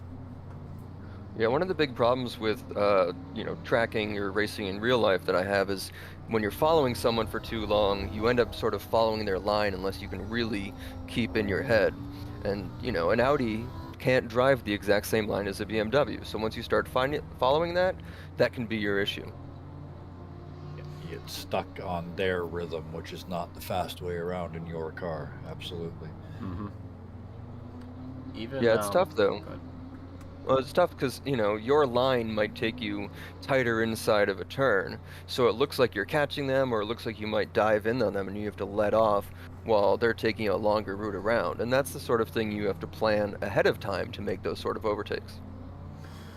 It is, and it's even worse when you have, like, very different cars. You know, as somebody who has quite a lot of experience in the Bentley, you know, I've had races just on my own where I've had someone following me, and they, you know, the one thing with the Bentley is, you know, curbs are very, very easy for you to take. So, you know, I've had people, you know, get into that, follow the leader, do what he does sort of thing, and it actually ends up biting them because they try to go over a curb that I've been able to go over with no problem. So, you know, it's one thing when you could compare cars pretty similarly. I'd say, you know, the Audi and the BMW are kind of close to each other. But when it's something completely different, like, say, a McLaren and a Bentley, you know, that's where you start getting a lot of problems. Well, the Audi is mid-engine, right? So, I mean, they may be somewhat similar on power and maybe aero. I don't really know enough about that, but I know from my driving, when I'm, you know, in a mid-engine car, you really are trying to rotate the car around the turns, and with a front-engine car, you're almost sort of slamming down into the gears and then accelerating out of there real fast. So they might be close, but there's still those little changes you might want to make to try to, you know, eke out what your advantages and disadvantages may be. Yeah, it's a race-long sort of strategy that's constantly evolving. It's never really something you can properly prepare for. It's like a lot of gaps here now. Well, we have Baba Let's Go's and Louis here. P13, probably not close enough for a battle, but definitely something we'll be keeping an eye on. And behind them is Chris Stevens, just playing back marker for right now. We got to hop back up, though, again. Steve Davis has done a phenomenal job so far, keeping things nice and clean and tidy. Crossed the line at 206 or 207.6 for Davis, but a 207.5 for Keogh. So we've been seeing these 1/10 of a second gaps between them go both ways for I couldn't even tell you how many laps. It just seems like it's always been like that. certainly a little gap spread out there when Keo, I think he lost about a half a second on a bad turn. But the question is, how many laps do we have left? I mean, where is Backerton? Is that 2 laps, 3 laps? You know, that's going to come into this real tight fight if Keo can close that gap. It's certainly going to be a challenge. You have 2 minutes and 50 seconds left. And I believe by the time Backerton gets around, we'll have 2 more laps before final. So, you know, if you're Ben Keo, you might be saying, all right, I've got a little bit of time to catch up, but it's not going to be much. And if you're Steve Davis, you're thinking, hey, I don't have too many more laps to go. As long as I can just keep things consistent, it's not really going to be a problem. And when I'm in Davis's plays, sometimes I'm thinking more like, oh, come on, Backerton, slow down, so there's only 1 lap left. Yeah. Exactly. You always hope, in lobbies, you're like, who's ever in first, if you just want to like slow down a little bit.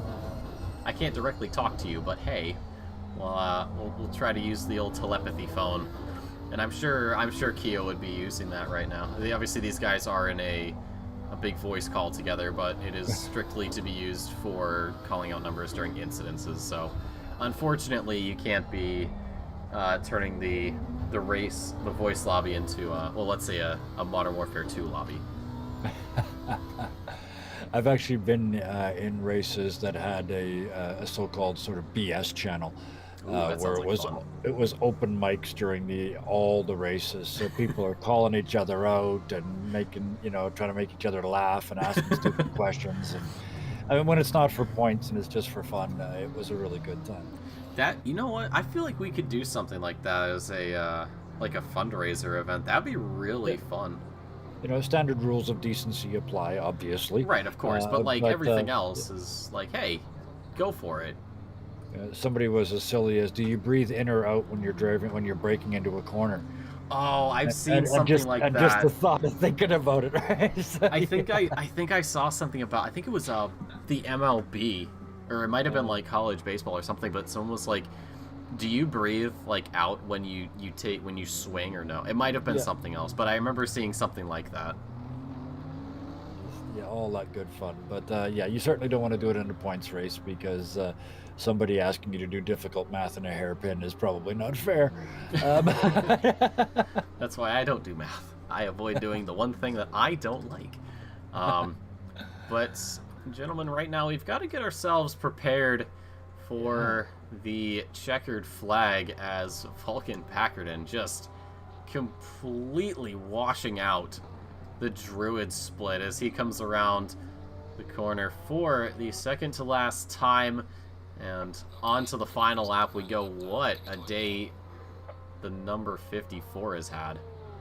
I think both races have done this. The leader crossed with less than 10 or 15 seconds left on the clock, and this is where we start watching for the folks that thought this was only going to go 28 laps. Well, we've got we have a gap from Davis to Keo, and that's grown, but the one that shrunk is Baba Let's Goes to Louis. This has gone down, down, down. It was 7/10, and it looks like it's falling a little bit as I go on to the back straight. Baba's Let Goes with that slipstream towards Louis, but you can see just how far back he is. He can't really benefit from this, so maybe searching for a later break point to try and close up to the back of the 316 as these guys get ready for their final lap. This is one of those moments where Bubba Let's Go has to make a decision. I think they've got enough gap that they keep fighting this. But if Louis had been dramatically Langevin with the drive-through. Sorry, Langevin just picked up a drive-through penalty right at the end, and if he doesn't serve that, that's 30 seconds. But here's the thing: the start-finish line. The start-finish line's very far back though. So yeah, that 30 seconds is definitely worth it to take over the drive-through. Oh, right, because he's gonna end up losing it to Steel. He's gonna lose P2 to Steel, but Scaptura is quite a ways back. So yeah, this could still be a podium for Langevin. We'll just have to wait and see though. And Dave Hasser picking up a drive-through as well right at the end. Granted, he has Stevens behind him, who's actually on the same lap, so this could be actually, this might not be an issue. Dave Hasser is quite far ahead. But speaking of far ahead, Vulcan Backerton absolutely pulled a Dornelis in qualifying and did it here from lights to flag. It is the number 54 across the line. Jacob Langevin getting around some backmarker traffic of Graham and the fellow Mercedes. So even though he does have this drive-through, he's going to lose out on P2 to Jonathan Steele because the penalty for not serving it is going to be 30 seconds. And we will see as Langevin puts it in the wall like an absolute Chad. John Steele for his race here in Austin, Texas, will be picking up this P2 off of the penalties, and Skaptura will not. So despite the drive-through, Langevin will still remain on the podium, and Skaptura will have to settle for this P4. Ahead of him is the fellow BMW of, I believe that's Dave Hasser, as across the line they go. Yep, that's Dave Hasser. Steve Davis home for a P5. He held on to it, and Ben Keogh having to settle for P6. Lutkus in 7th. Sanchez has a little ways to go still for 8th, and then it's Specht, who has done all he could, but just could not catch up to Sanchez. Sanchez, we saw getting around down the inside of Specht and just ran away with it. Tim Brook to round out your top 10, and McAnulty. Well, the team name of COTA sucks. Well, COTA's not too happy. You're going to be sitting with a P11, my friend. Fritz actually closed down 3 seconds on him near the end there. He did, yeah. It was getting very, very close there. Michael Fritz for P11, or sorry, P12.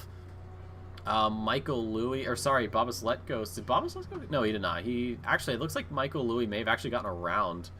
We've had the game kind of freaks out when people leave at the end, so yeah, we'll see where things pan out. Obviously, once we get to things, Sean Williams out there on track, still just waiting for him to get his lap done.